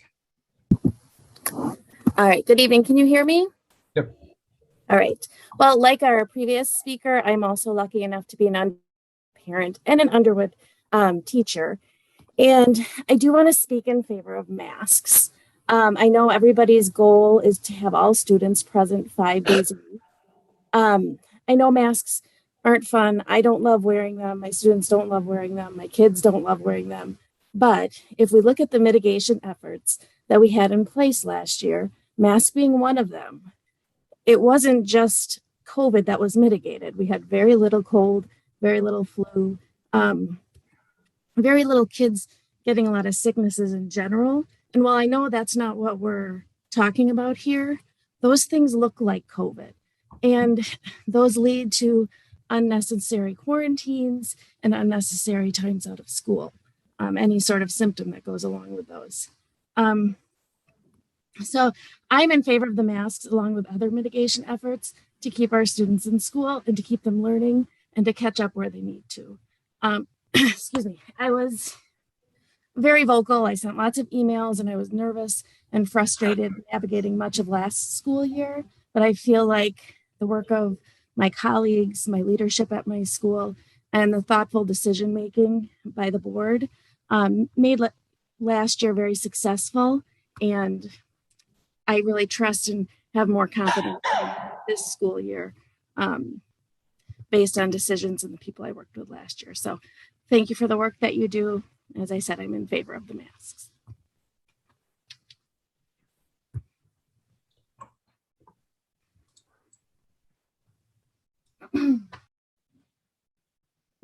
There is one person left, Mr. Doman, but that somebody had already talked. Do you want me to allow them? Sorry, could you repeat that? I couldn't hear what you said. There's one person. Oh, sorry. Now somebody else raised their hand, but one of the people that have the raised hands is a repeat hand raiser. Do you want me to let them talk? Yeah, we'll just go to anyone who has not spoken yet, and then we'll be done. Okay. John's household, you are allowed to talk. Thank you so much. Good evening, everybody. I know you're tired. I'm sorry it's late. I had to go to Trader Joe's to buy food for my family earlier. I just wanted to welcome Dr. Demines to Wauwatosa School District. We're delighted to have you. I wanted to thank the board, the teachers, the administration, the staff. This has been a ridiculous year and a half for all of you. Thank you so much for all of your efforts to try to do the best for this community, the children, and help keep moving us forward. I'm sure it's been very hard. I forgot to mention our address is 10108 West Meineke Avenue.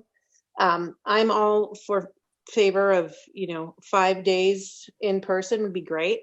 I have 2 small children, one who we didn't send to junior kindergarten last year. She'll be at 5K this year, and then a 3-year-old who's going to do Toast to Tots. We're really excited about it.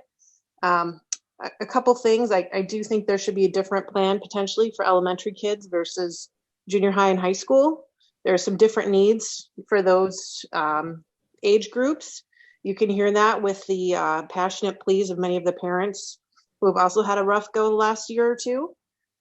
So potentially doing something different for those kids who are in high school who have the option to be vaccinated versus elementary kids who are under the age of 12 and cannot. I also think there should be some thought about trying to do some more things to get kids outside, since we know the risk is lower for kids and people in general who are outside. Is there an opportunity to do more learning outside where people can take masks off when the weather allows for it? Also, virtual options for those older kids, give them the opportunity if it presents itself, let them do things virtually. And again, as other people have stated, I have a significant level of concern around this Delta variant. Louisiana, Florida, Arkansas, Texas, Missouri, their numbers are up. They're up for kids. They're not doing well. And I would like to not have Wisconsin be in that mix. So whatever we can do to try to help keep those kids healthy and keep everybody in school 5 days a week is what I think we should do. Wear masks, social distance, get outside, require vaccines. Just do what you can to think of someone other than yourself. And again, from a community standpoint, when we look at our racial disparities too, getting kids in school 5 days a week allows better opportunity for all communities and everybody in need. So appreciate your time. Thanks for all of your efforts, and keep up the good work. Thank you. I think that ends with our last comments from those online. I think I'd like to go to Ms. Fraley if we could, and read us the resolution.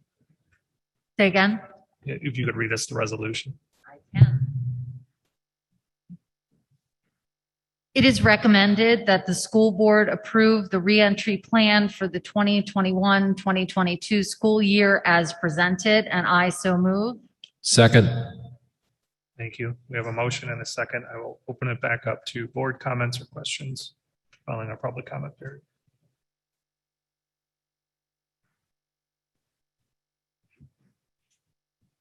Ms. Mufeld, I'm just going to check in with you because I can't see you quite as well. I'm good. All right. Thank you. Ms. Newman, please call the roll. Ms. Fraley? Yes. Dr. Jessup Anger? Yes. Mr. Meyer? Yes. Ms. Mufeld? Yes. Mr. Phillips? Yes. Mr. Rowland? Yes. Mr. Doman? Yes. Motion carries. Thank you, everyone, for all of your comments tonight. And thank you to everyone who joined us on Zoom as well. I would encourage, especially the folks who are on Zoom, the audio is not always great in the gym. So if you do have additional comments or you want to follow up your thoughts, please email us. We'd love to hear from you. I'm not sure we caught all of the comments, but we did our best. Last item of the evening will be final public comment on non-agenda items. Is there anyone in person that has a final public comment on something that was not on the agenda? Seeing none, are there any online? There are no hands raised. Thank you. I'll entertain a motion to adjourn. I move to adjourn. Motion by Dr. Jessup Anger. Second. Second by Ms. Fraley. Ms. Newman, please call the roll. Ms. Fraley? Yes. Dr. Jessup Anger? Yes. Mr. Meyer, Yes. Ms. Mufeld, Yes. Mr. Phillips, Yes. Mr. Rolland, Yes. Mr. Doman. Yes, we are adjourned. Thank you, everyone.